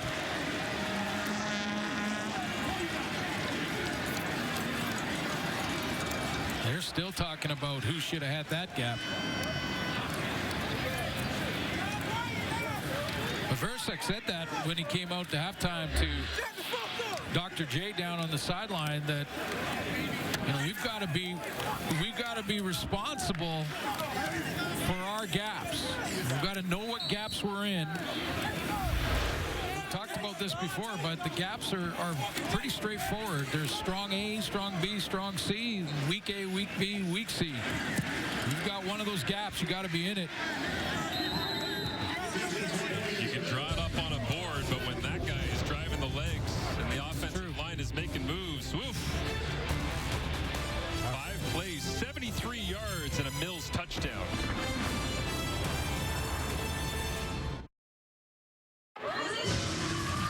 What a response, the resilience of the Calgary Stampeders after Kenny Lawler gets into the end zone, and all of a sudden it's a 7-point game. Here comes Vernon Adams Jr. Clark Barnes with a nice catch to get things started, and then the deep ball to Philpott set up 2 run plays to finish the drive off. Dedrick Mills gets another. How much the Stampeders have leaned on their running attack. At times it has been frustrating for the passing game. The receivers specifically just trying to feel, well, you know, I got to make the most of my opportunities because we're not going to throw the ball 40, 50 times a game in this offense. We got to make the most of every chance, but they have been getting the most out of that man right there here today. And Hamilton's defense certainly has to come together right now as they are on the bench, looking things over on the tablets and trying to sort out how to build a wall in front of 26 before he can get the wheels turning. As Rene Paredes knocks this one down the field with Isaiah Wooden ready to return across the 20-30 and gets out to the 40, cuts it back and brought down as Bo Levi Mitchell and the offense hits the field. Send it down to Jermaine Franklin with more on Bo and his evolving relationship with Scott Milenovich. That's right, Marcy. You know, Bo Levi Mitchell described himself as an old hand-me-down car when Scott Milenovich took over for the Ticats, and they had to figure things out. And it was a rough ride to start. Bo was benched midway through the season last year, but when he got his second chance, they figured things out. He realized that he couldn't break the rules of Milanovich's offense, and if he did, bad things would happen. And the relationship has grown ever since. Instead of butting heads, now they're more like 2 old buddies, and now they got to put it into overdrive. Yeah, absolutely. Love that on the hand-me-down car. I think, you know, I've never had one of those real old beaters that's just got like 400,000 kilometers on it, but I think Bo's better than that. Well, he's been better this year, and the relationship is strong, and he understands it. And, you know, the old teach an old dog new tricks kind of thing, and sometimes that takes some time, and it did. In fact, remember last year, Bo was benched. I mean, Bo Levi Mitchell's going straight to the Hall of Fame when he's done playing, and he was benched last year. And they had to figure that out, but they have. I mean, this is a guy who's thrown for over 300 in 7 of the last 11 starts. We talked about his yards, more yards coming in this week than any other quarterback in the league, more completions than any other quarterback, more touchdowns. Well, I thought the self-awareness of him talking about getting benched last year was so interesting, where he said, I threw across my body. We're playing at home against Montreal, and Scott yelled at me, and then I essentially got pulled out of the game. And he said, the only rule is next week, don't throw across your body. And he did it, and the second he threw across his body and got picked, it went right to Darnell Sankey. He told us every single aspect of the play. It was like fresh in his memory. He said, the second the ball came out of my hand, I knew, oh, I'm getting benched. Yeah, I'm getting benched. Like, I immediately walked to the sideline. He was like, well, I broke his only rule. I lost his trust. I'm going to the bench. But one thing that Coach said to us, too, and I think this is an important part of that story, is that he had to understand more as to what Bo does well. And it was a collaboration. It sounds like when we tell that story that, you know, Bo was trying to be, you know, a square peg in a round hole kind of thing. And it wasn't that way. Scott Milenovich said, I had to figure out what Bo does really well. The two-way street, no doubt, is now Mitchell takes his seat. You just saw Sean Peterson go to the sideline as Charles Wiley gets in and makes the sack. So some moving and shaking on that defensive line, and Wiley powers through to bring down Bo. But, you know, relationships aside, and you know, the importance of this game aside, the Ticats are just flat. It's in all 3 phases. They're just a step behind in this game tonight, which is surprising. With first place, a chance to wrap it up and get the bye. And Bo pumps twice, can't get rid of it. Now down the field, he has Lawler. Got him at the 30. Running free and tackled out of bounds inside the 20-yard line. I'm not sure if he saw Keandre Smith, who was also ready to score a touchdown, but Lawler, a perfectly acceptable option down that right sideline. And one of the things Scott Milenovich also told us is that he loves when Bo does this. You know, Bo Levi Mitchell Mitchell has been a quarterback that throws from the pocket, throws on time, reads coverages, goes through his progressions, all of those things. And he goes, sometimes I love when he just moves around, negotiates the pocket, and throws on the run. Because that's when sometimes you can make those big plays down the field, and they certainly do there. And much of the year, Bo Levi Mitchell and Nick Arbuckle, the leading passers in the CFL, and that's kind of a running theme between both of them, is veteran guys who are looking at ways to evolve their game, and extending plays is certainly one of them as they get into that higher age range. As Greg Bell does a good job driving through the first wave of potential tacklers and gets the football down in around the 6-yard line. Markel Lee made a tackle there. He scores. Yep. He was gaining momentum, gaining speed.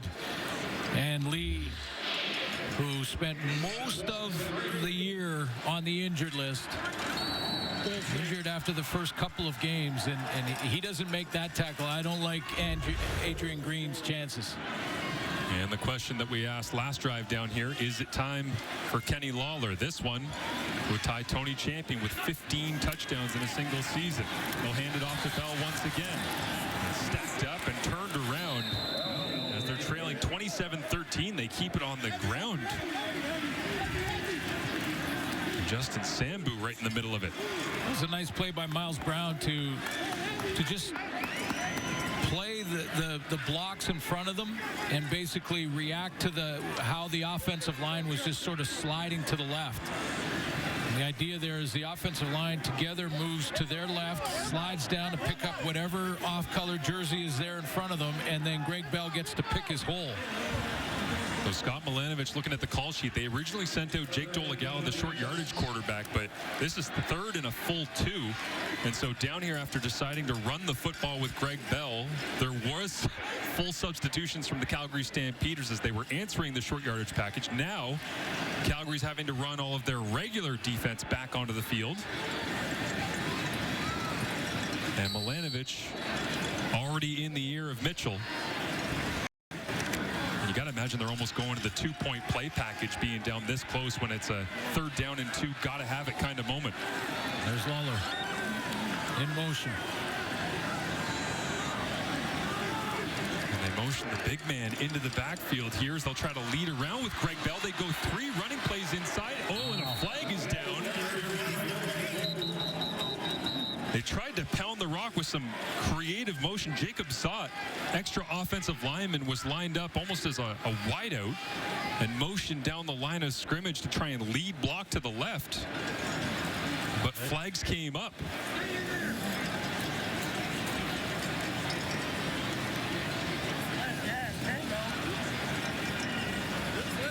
And Ben Major, our referee, talks things over.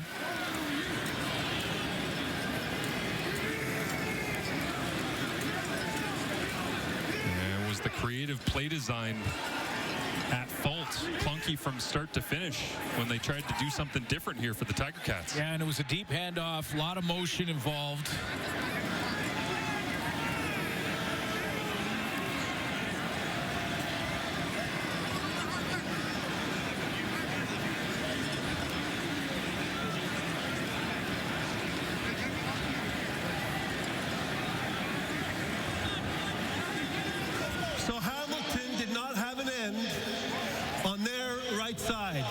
But first down was not gained. Therefore, the penalties declined.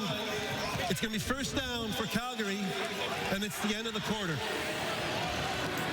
Right, second turnover for the Hamilton Tiger Cats. 3 running plays when you got Kenny Lawler down inside the 10-yard line. Hamilton fans' frustration grows with that. 27-13, the score going to the 4th quarter. As they tried something different in the running game, but couldn't pick up the 2 yards.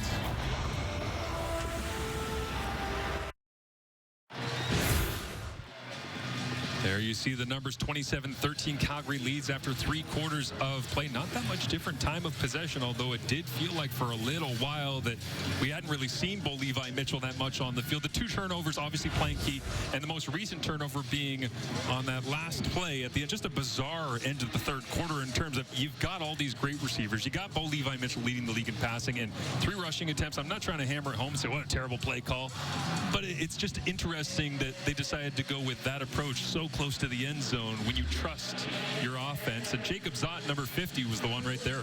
Yeah, so Zott has got to be on the line of scrimmage to cover the right tackle, and that's just a rule, and you have to have it on both sides. And he goes in motion well before the snap and is 3 yards behind the line of scrimmage trying to set up a block. I mean, it has been sort of typical of the game tonight for Hamilton. Right.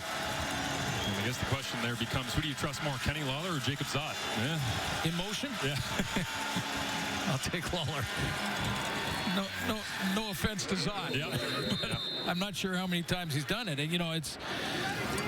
And I respect giving a different look as well. Oh, for sure. Right? You got to be able to change the pace and down on the goal line and all the rest. But yeah, that's a tough look for a crowd that's frustrated with having the 13 points on the board. Super happy to see Kenny Lawler get into the end zone. And how easy did it look on the corner of Lawler as well when he caught that touchdown?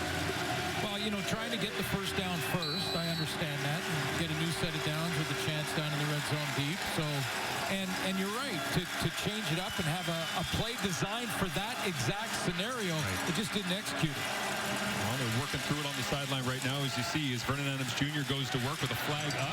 And this one up in the air, and it's a good thing that Brooks was able to dive his way back and keep it away from Reggie Stubblefield. Man, Stubblefield's been close a couple of times today to just game changers.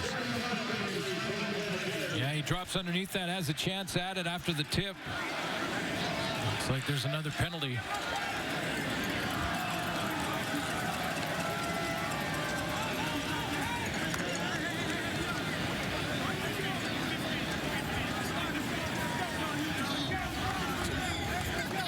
Offside, Calgary number 15. Penalties decline. It's going to be third down. Calgary, one of 4 teams with over 1,000 yards in penalties, and the 3 yards haven't really been specific to one side of the ball, as the defense coming in has taken 45 penalties, the offense 41 on the season. You know, and the flip side of that in this game, in this matchup tonight, Hamilton's been excellent. Best team in the league. Fewest penalties, yards per game in the league. All important, as we know, not just for field position, but also flow of the game, momentum. Hamilton will get the football back. Going the opposite direction now with their first touch of the fourth quarter, and they get it across the 55.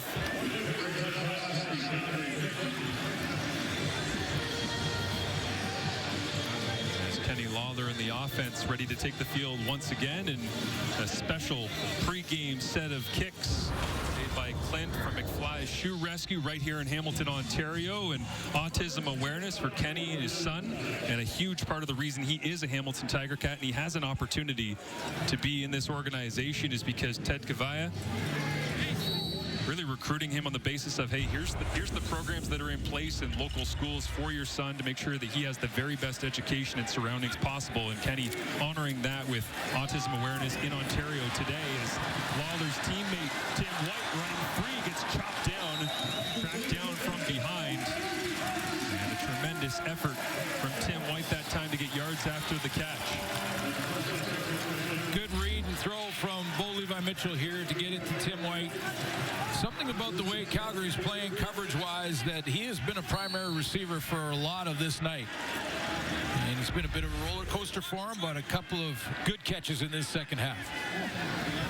And again, Hamilton already on the edge of the 30-yard line here with Lawler running the short crossing route. They'll go over the top. Giovanni Robinson down the seam.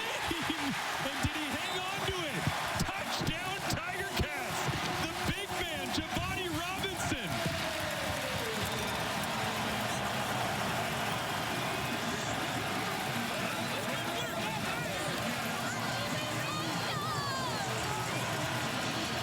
Giovanni Robinson in a one-on-one with Jaden Grant goes up and rips it down from the high point and hangs on. I don't think that ever touches the turf. He's working on it. He's got it on the back of the helmet, and there it is, secured.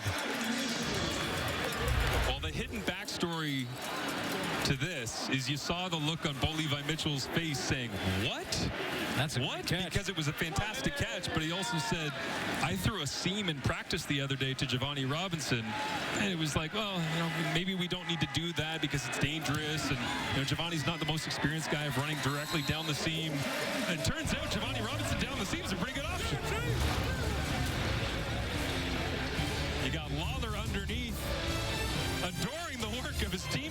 marching on for the major.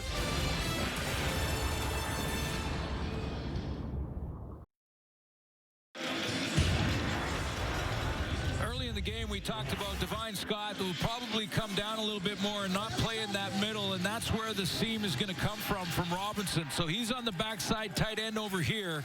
He's going to run his seam, and when Divine Scott comes down, stop it here, he knows he's got the one-on-one. Bo Levi Mitchell knows he's got that one-on-one to Robinson at the top with a height advantage, throws it up and gives his receiver a chance.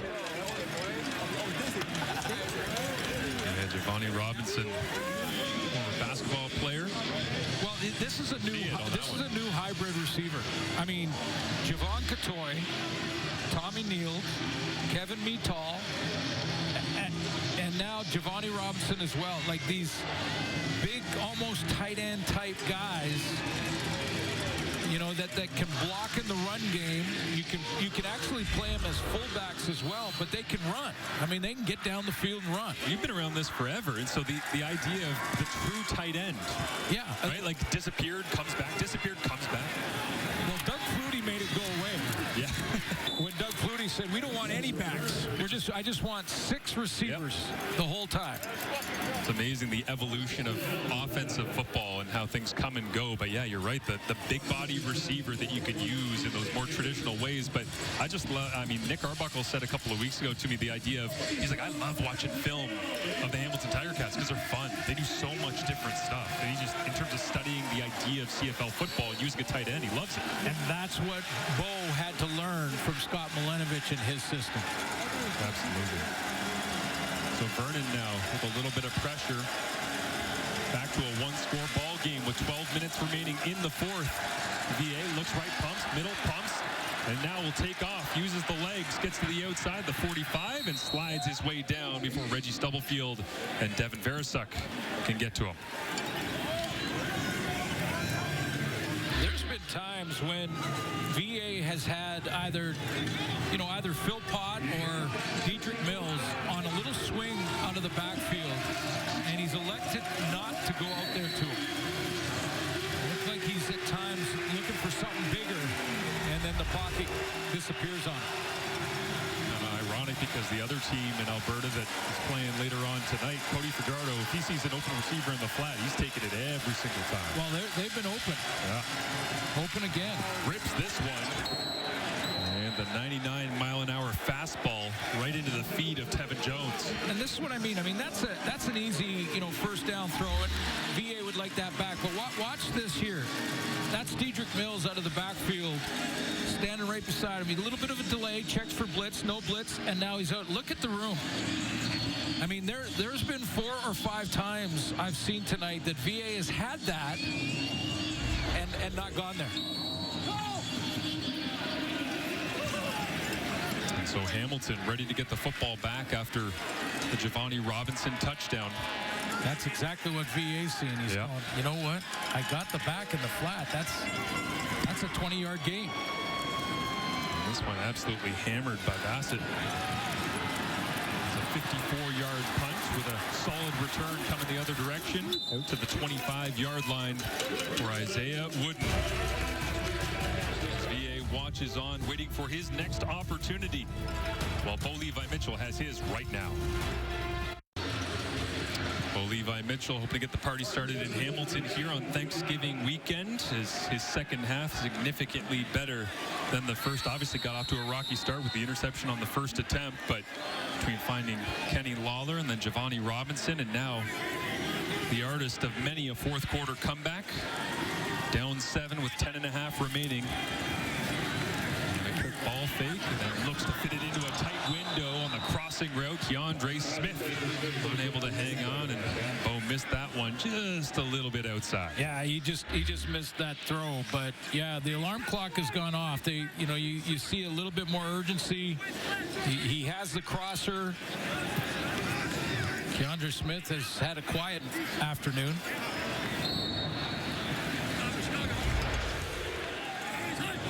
Good season, outstanding season for 85. Bo goes hard count, and the Calgary defense checks the line of scrimmage. Flips their look with 4 receivers. to the wide side of the field. Lawler's by himself on the backside, and Bo's going to have to work that way as a flag comes down. And Mitchell has descended away, declined the penalty, and a 2 and out here for the Hamilton Tiger Cats offense. Deep in their own end. Yeah. So it's even after they kick and return. Holding Hamilton number 69. That penalty is declined. It's going to be third down. Goes against Jordan Murray on the call. Should reset too, just to remind the viewer that you're looking at a team that could clinch first place in the East and home field advantage in the Eastern Final in Hamilton versus a team in Calgary that is trying to snap a 4-game losing skid and solidify their playoff spot. Brooks returns the punt. Panabaker makes the tackle, and Stavros Katsantonis hits the turf here once again in Hamilton as he was dominant last week. His first 3-interception game at the CFL level. He's done it before at UBC, sit against the University of Manitoba. He had a triple one time, but also grabbed a share of the CFL lead at 6. That's as many as he had over his first 3 CFL seasons. And he just tacked on 8 defensive tackles last week as well, which I love when you ask Stav the idea of, hey, did you know you had 8 tackles? He's like, I don't know. I hit somebody every play. So I don't keep count. Season high for him in that. And I mentioned off the top, he leads the team in tackles. So they move him around, bring him down close to the box, or drop him back in the middle. But 3 picks in a game, that's a game. No doubt. It was all over whatever Jarrett Daggy was giving off as signs as Jalen Philpott gets the end around for a gain of 5 yards on first down. But Katsantonis running the back end has been hugely important to the consistency of this defense. Well, and he gets them lined up right. Make sure he knows everybody's responsibility. That just doesn't include the back end either. That includes linebackers, D-line. So anyone turns around and says, what do I got? They expect the safety to understand it. He knows Brent's defense. They've got to figure it out. And like I said earlier, this is a secondary that looks like it could be a championship level group. Vernon Adams Jr. on 2nd and 6. Gets it away into the flats. Brooks catches it. Nobody around. Crosses the 45, 40, 35. Pushed out of bounds by Jonathan Moxey. Full pressure coming from Hamilton here, trying to get a little bit more, get the ball out of VA's hands as quickly as it can, get a little more pressure on the quarterback, collapse the pocket. It's picked up pretty nicely, just long enough to get VA out there to Brooks. That flat route just not enough cover guys to get out there. Brooks playing a larger role on offense this year, really just a return specialist. But after Reggie Begelton went down, he had some emergency duty. Is now the Hamilton defense. Julian Hauser, just an absolute monster of a game last week against Toronto. Haven't been able to say his name much against his former team as he's back with his former team here in Hamilton. Well, yeah, and Julian Hauser just is going to be patient with this play. He steps up, he takes the inside pull and guard and takes on that hit, and then make sure he's wide enough until his friends come. So here's Hauser. Make sure you get the outside shade. Be patient with it. Don't have to pull him down right away, because if he makes Hauser miss, he's open on the outside. Crowd noise is in on 2nd and 13. Vernon to the outside. Jalen Philpott. Oh, Stavros Katsantonis. Big pads are popping. Whoa. We are way up here in Hamilton. We heard that up here.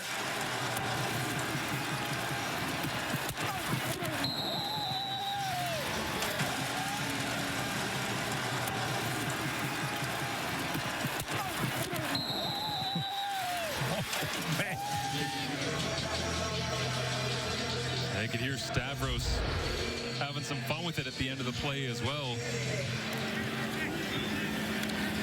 as he came down from that free safety spot the whole way, just picking his spot. And when he found it, he delivered. As Philpott taking a breather. Yeah, I think the training staff saw it too and came out immediately to take a look. that he's okay, but that's a downhill hit. He's going to be fine. Yeah, and Jalen heads back to the sideline, but Katsantonis is one of those people that kind of calm and kind of quirky and funny and nice to have a conversation with and then he delivers a hit like that and you go, what? You have that kind of mean in you? Well, where's that hiding? Yeah, and he's got that business as usual look on the bench there. Just another day in the office, flying down from free safety. A big triple to make this a 2-score game for Rene Paredes. It was a late hold getting it down. Bassett did a good job as he had a little smile between Rene Paredes and his holder. As not the smoothest operation, but up by 10 once again here in the Hammer. Taylor's fiance's team. Got it.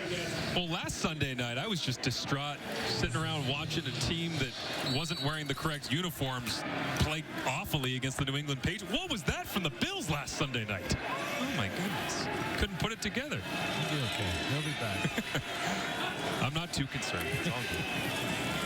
As Bo Levi Mitchell rips it to the outside. Again, that little comeback to Kenny Lawler. Started to work better and better for them as the game has gone on. It's kind of been in line with Bo Levi Mitchell's numbers improving. Yeah, you mentioned earlier on that comeback and that they were working on it early in the game and weren't hooking up with it. This was a throw and a play that getting Kenny Lawler come back to the football a little bit more, back to the line of scrimmage. Timing and rhythm throw, right? And Bo more on time as of late, but now pulled down from behind, and is it Charles Wiley with his second of the ball game?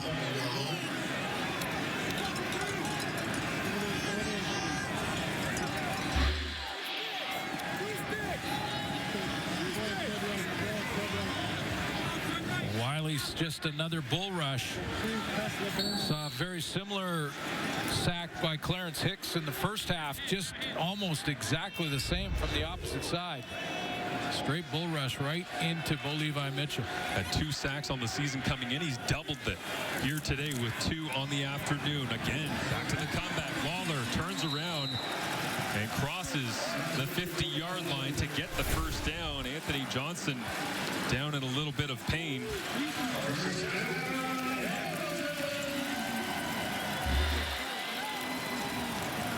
Calgary defensive backfield anyway has been hanging in there. But Lawler again takes that extra couple of steps back towards the line of scrimmage, gets separation, and then makes the catch, gets the first down after. Some obvious discomfort for 44 on the sideline. Another big game for Lawler. So he steps out. Alani Robinson replaces him in the boundary as Keandre Smith catches this one, tries to turn and make a man miss, but Kyle Wilson does a great job tracking him down from behind. Down by 10, need 2 scores. Every drive you're looking for a major first, obviously, but decision making so important for coach and quarterback when you're down 2 scores. Blitz on from Mitchell's right. He'll throw that direction. Shamar Bridges, bit of an awkward one, but catch is made short of the marker. It's Adrian Green there to get credited for the tackle, and it'll be about a yard to go. Yeah, it's a long yard too. It's a full yard to go. And when you consider that short yard has been a bit of an adventure for Hamilton tonight in the second half. This afternoon early it was, they were fine, but in the second half they've had a couple of issues in short yardage. Milanovic, finger on the trigger there, calling things in as Mitchell stands in. They substituted a whole whack of players again on and then off the field. Calgary has the chance to do the same before they whistle it in, as they do now. 3rd and a full 1, and they're going to trust Bo Levi Mitchell to stand in the shotgun, or will they? Time Calgary. Calgary. Dave Dickinson waited till he saw what they were going to do offensively before calling that timeout. It looked like they had the right number of players on, although the D-line almost looked casual, as if they weren't quite certain they had the right setup. But yeah, savvy to burn that timeout, because you lose it if you go beyond the 3-minute warning, but also being able to do that and get the added advantage, like you say, of seeing exactly what you want. And seeing the offensive set. And the question now as an offensive play caller is always, do you love it so much you go right back to it? Or do you change it up? Or do you go, damn, they caught us. All right, yeah, I got to switch this. Tim White in motion across the line. Kenny Lawler all by himself. It gets tipped. And they went to Lawler on 3rd and 1. But a man flew out underneath and made the play. Jaden Grant. Well, it's a great play by Jaden Grant. He just is dropping in his zone, and he undercuts this throw. But you look at the decision to throw in a one receiver set. Like Lawler was by himself to the wide field and outnumbered defensively. So there's an underneath coverage. There's a guy over top of him as well. And I just wonder about the confidence level in short yardage right now of Scott Milanovic. He's over there looking at, hey, we didn't get it on 3 tries down near the goal line. I'm going to throw it. Feels like Milanovic is a play caller in that spot. 6 of one, half dozen of the other. It's you're right or you're wrong. Run it 3 times, don't get in. So you say, you know what? This time we're going to Lawler. And unfortunately, it didn't work out thanks to that man. Jaden Grant makes the big play here as we've hit the 3-minute warning.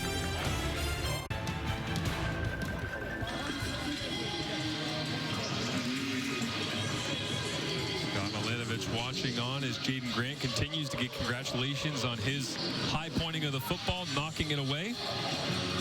And the Tiger Cats with work to be done inside the 3-minute warning. Always anything possible. Down 10. And Calgary with possession. VA loads it up and rips it down the middle of the field. And it's Brooks. Caught it running free inside the 20. Stiff arm at the 10. And Calgary's inside the 5-yard line. Big play. VA strikes at the moment they needed it the most for 69 yards. Well, we talked about it, and many times I think, sometimes it's not fair to say from up here that he should throw a swing when it's open all the time. They have the swing out there open again to Jedrick Mills, and this is why Vernon Adams has been looking for that deep ball down the field, because it's been there. He's been waiting for this opportunity, and he gets a shot and makes it happen. So in fairness, that's why sometimes they don't take the check down or the swing from the running back. What a route from Brooks. Again, one of those, almost like Brandon Banks, thinking of being here in Hamilton, of a guy who's a turner, turn receiver. Beautiful route as Vernon hands it off. And D-Train, Mills plunges forward. No signal yet, right there at the goal line. And touchdown. The Calgary Stampeders. The ruling on the field's a touchdown. Sending a message here on the road in week 19. And is this an indication? Is this the number one indicator based on that deep ball from Vernon Adams that he's back? We got a good running game going. Talked about the last 2 weeks and his confidence level and where it's been. He was very open and honest. Some people thought that was not a good thing. Some people thought it was refreshing and great to have his teammates rally around it. And I think the A game for VA may be back. Well, I think CFL fans coast to coast headed down the stretch and towards the playoffs would love nothing more than to see Vernon Adams Jr. at his high-flying best, and certainly that throw right down the middle of the field was exactly that. Well, he's been doing this during the game where I just thought at times that check down has been there, but Brooks in behind coverage, he's clearly seen something and has been looking for this, waiting for this opportunity, and finally it comes, and he's got the protection. Here's the touchdown to wrap it up, and the big push. Late call on the touchdown signal, but that ball has crossed the plane. VA starting the last 7 games for Calgary. They're 3-4 in that span, trying to get back to 500 football over the last 8 with his starting after a 5-2 start to the season. And I know exactly what he's going to say. He's going to say, Glenn, I didn't take the check down to Dedrick Mills because I had the deep ball to Eric Brooks. How about that? I hear you, VA. Well, currently, after that bomb, he's got 257 yards passing. He needs 318 to become the 39th player in CFL history to reach 20,000. So Vernon on his way. If he doesn't get it here today, certainly will get it before the completion of the 2025 regular season. As Hamilton down 17. Gets a return here from Jonathan Moxey.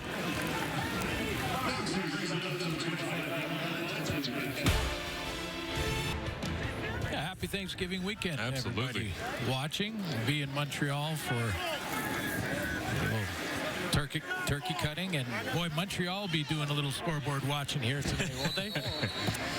I'm looking forward to seeing Davis Alexander in that pressure cooker of an environment on Thanksgiving against the Red Blacks. That's going to be a great game coming up on Monday. As Keandre Smith.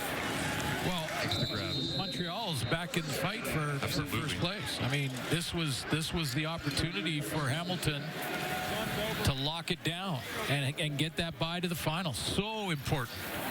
Saskatchewan did it last night. They sealed the deal. Scott Malenovich and his group had a chance tonight. And unless something really crazy happens, we'll have to wait another week.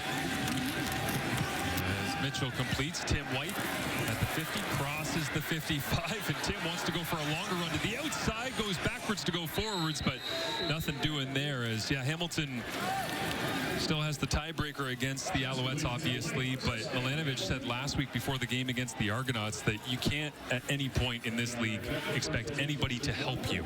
Nobody's going to help you. That's been his message to the team, is take care of your own business. Don't think anyone's going to do anything for you, because there's never a guarantee. Yeah, that's where they sit right now after what looks like the loss coming here. Across the body, picked off. Derek Moncrief steps in front of Tim White and locks it down. And Mitchell now with 2 interceptions to match the 2 touchdowns on the day. Boy, did you just have a flashback to our conversation of throwing back across the grain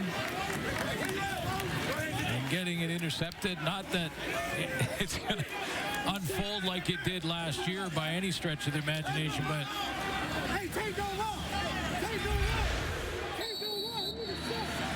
you know, this team is Hamilton is much better than they played tonight.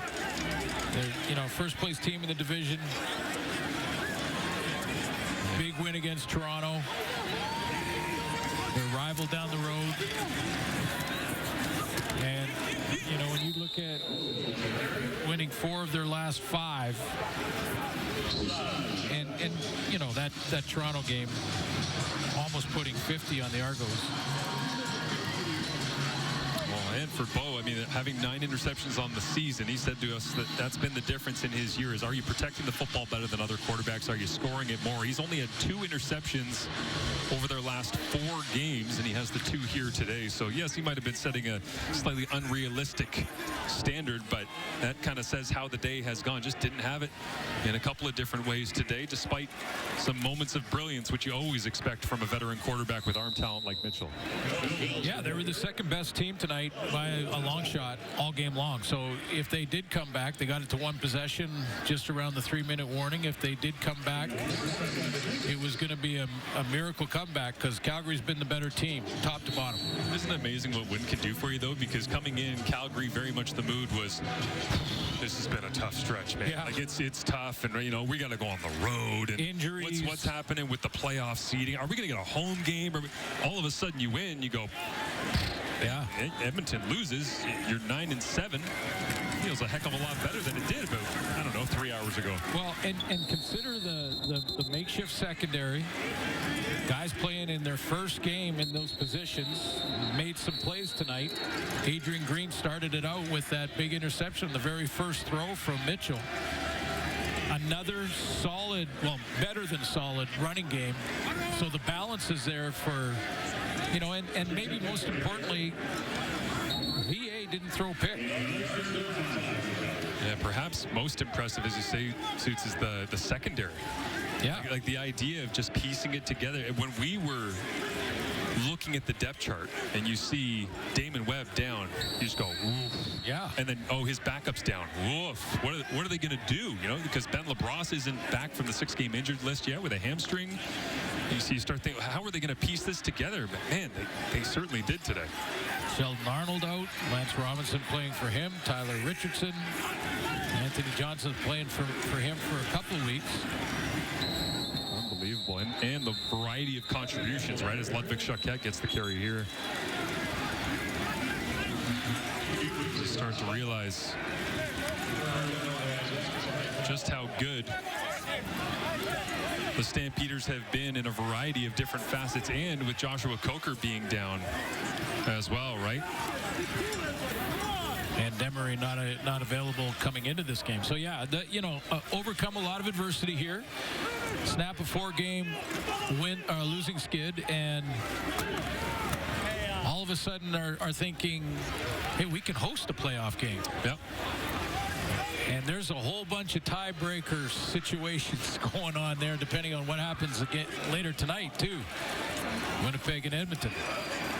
And in the wonderful poetry of the CFL, we haven't seen the sun in hours, and all of a sudden it's shining on the stadium and on the Calgary Stampeders. The clouds have broken for the Stamps, it seems like.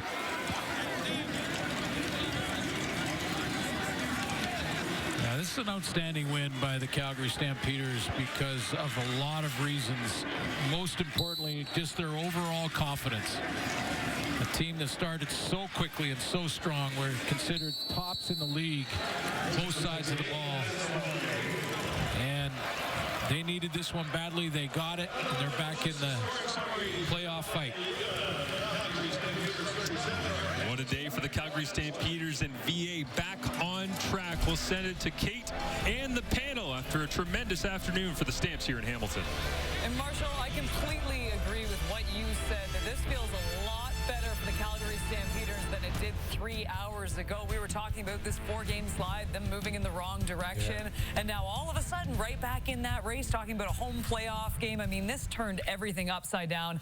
And on the flip side, and I like what Glenn Suter said in this game too, the Hamilton Tiger Cats just looked flat throughout this entire game. There was no urgency at the end of this one, and you're just kind of left scratching your head. And if you're the Montreal Alouettes sitting here watching this game, you're like, the East is for the taking now. But let's get back to the Stampeders and Enoch right off the hop of this game. It was the defense that set the tone. It was. We always talk about Vernon Adams Jr., his comments in the last few weeks, but this defense stood up. This defense is really one of the main reasons why they've been so successful all year. And they had a series of games where they were not really showing up. And Adrian Green started the lead tonight, and he did a great job, made a huge play on Bo Levi Mitchell and got things going for this defense. And they just played extremely well. Bo Levi Mitchell was under duress practically all night. Hicks was a nightmare for him, and he just played extremely well. Bo Levi wasn't comfortable. The defense showed up. Derek Moncrief was there as well. This team needs a dominant defense if they want to continue to be successful. We saw the ebbs and flows of Vernon Adams Jr. Their constant needs to be this defense. They got to continue to play like this. Not only to end the season, because they still got to figure out where they're at in the playoffs, in the playoff standing and spot, but into the playoffs and hopefully on a run for the Grey Cup. You still got to score points to win the game, You do. And they were doing that on defense. That's the crazy part. They were doing that, and today offensively, they finally got it going in the right direction. First time in basically 5 weeks, and the big reason why they weren't able to do it because this man Vernon Adams, but big reason why they were able to do it today because of Vernon Adams. He was efficient. He was making plays. Glenn Suter mentioned he didn't turn the ball over. No turnovers. You don't turn the ball over, your team will have an opportunity to win every single time, even if you don't score a bunch of points. So that's exactly what Vernon Adams did today. And another story was they were able to run the ball. They ran the ball for over 200 yards. That's the true story of this team. So this team is going in the right direction. Not only do they keep them playoff hopes alive, but they have an opportunity to have a home playoff game, and that's big for this team. And the fact that they can run these two backs right now, I mean, Choquette, all of a sudden, he's right in the mix of this. By the way, shenanigans after this game, to say the least, too. A little bit of pushing and shoving. And, you know, this is so unnecessary. As someone who never played the game of football, I just thought that it's a little outrageous, but no love lost between these two teams, clearly after. You know, when it comes to the Hamilton Tiger Cats and Mill, we were talking about this. Again, absolutely no urgency in this game. And just some of the play calling. I mean, when they had that opportunity in the red zone and they ran the ball 3 times, we kind of looked at each other and, you know, we didn't know what was going on. But then the next opportunity, too, and they turn over the ball. I mean, it seems like it's those little things that just kind of built up in the end. Yeah, I still believe Scott Milanovic is one of the best offensive coordinators, not only this year, but maybe the CFL has seen. But some of the play calling was definitely questionable. We talked about it. The one time they were in the red zone in the first half, and they ran the ball 3 times. When you got the best receiver out there in Kenny Lawler, you got Tim White, you got Bridges, you got others who can make plays. And then the other time when it was 3rd and 1, they went for it again in that play call. So I'm sure he's going to look at those and question himself a little bit because this team had a great opportunity. And you guys mentioned they were just flat. They were. They didn't go in there with no sense of urgency saying, you know, we win this game and we win the East. We need one game to make it to the playoffs. And now the Montreal Alouettes are saying, okay, you left that door open, and here we're going to kick it in and see what we can do. And that's why it was confusing on the 3 runs, too. And the guys, again, talked about it during the game, and this changed with, obviously, Doug Flutie, too. Look at the plethora of receivers you have on this team. It is endless. So the fact that they didn't even attempt it once, very confusing. All right, let's go back to Hamilton. Jermaine Franklin standing by with Diedrich Mills. Diedrich, the running game obviously returned. Can you talk about the way that you guys were able to run the ball throughout the game today? I mean, they've just been the plan all season, man. That's the identity of our offense is the run game. We just got to stick to it and keep running the ball and keep pressing on the field. I believe in my O-line. I trust in my team, and just give me the holes and give me the blocks to get down the field and just, you know, make plays. Talk a little bit about your game today. 2 touchdowns, over 100 yards rushing, and you jumped back in front for the rushing title in that race. How much does that mean to you? Hey, man, it meant a lot, man. Like I say, man, I've been hunting this rushing title for 4 years since I've been here, and it just felt amazing to keep coming out here and just, you know, blessing my teammates and blessing the field with the greatness of, you know, all the work we put in the offseason, and just come out here and just working hard, man. It just feel good, man. Look, I know it's only a 4-game slide, but that feels forever in football. How big is this win for you guys, and what does it mean moving forward? I mean, it was a big win, man. It was a must-have. I feel like the rest of these games is a must-have. I mean, we need these games, you know, get through the playoffs and just go on the run, you know, just get out, take off and get to the championship, you know, and just have fun, you know. Congrats on the great game, and thanks for your time. Hey, thank you, man. Yes, sir. To Diedrich Mills. I mean, there was a point in time we couldn't really post-game interview him, but that was fantastic. So well done with him in the stands today as we take a look at the updated standings in the CFL. As we know, SAS clinching the West Division last night. BC locked in as well. But now all of a sudden, Calgary moves to 9-7. Guess what? The Winnipeg Blue Bombers have an opportunity to move to 9-7 as well tonight. But Edmonton, they are still alive. They've got to win out. They've got to get a little help here. And as we mentioned too, now the Montreal Alouettes, who will play Monday against the Ottawa Red Blacks, they have a chance to be within a game of the Hamilton Tiger Cats. It is getting spicy down the stretch. Let's go back to Jermaine. He's standing by with VA. VA, earlier this week, you said that you guys wanted to jump off of the second half you had in BC. Is this what you were expecting? Yeah, you know, we wanted to get a win, man. All glory to God, man, through the ups and downs, man, through these last 4 weeks. Today, man, it was amazing. It's a great feeling, man. It feels good to just get back in the W column. And our defense played outstanding today. We want more touchdowns in the green zone down there. But Rene was automatic. He did his thing, and we just got to help the team out a little bit more, a few more touchdowns. Can you talk a little bit about that running game today and what that meant for the offense as a whole? Yeah, man, I said earlier in the week, man, Mills and our O-line, man, those are MVPs, man. They've been running the ball hard all year, I'm sorry. But especially today, Ludo, even our rookie, came out and showed some good things for us today. So that was huge. And it kind of opens the pass a little bit. So, you know, if we can keep running like that, man, and stay healthy, I think we'll be okay. How important is this win? Simply because of the fact 4 games, that feels forever in football. What does this mean for you guys is moving forward and in the postseason. You're right. It did feel like forever, man. I as a starter, I've never lost 4 in a row, so I was down, you know, and it just feels good, man. I'm not going to get overly hype or nothing. We got to get back to work. You got to get back to work, learn from the mistakes. We got a good Toronto team coming in next week for our last home game. Calgary fans, hope to see you out there, and yeah, we got to get it. Huge pass at the end of the game as well to extend. Congratulations on the great game, VA. Yes, sir. Thank you. God bless. Go Stamps, y'all. Guess we're calling him Ludo now. Ludo. I like that. That sounds like a great football name. All right, let's turn our attention to the late game and look for Edmonton right now. Your path just got a lot harder with Calgary winning that game, but a fascinating game nonetheless. You were mentioning the Elks might be the hottest team. The Blue Bombers, they're looking for their spot too, and I don't know. I think we're going to see a lot of stars on display tonight, and this should be a great matchup, Enoch. Yes, we talk about Justin Rankin. We talk about Brady Oliveira. Those two guys are going to do what they're going to do regardless. They're going to get the ball handed off to them.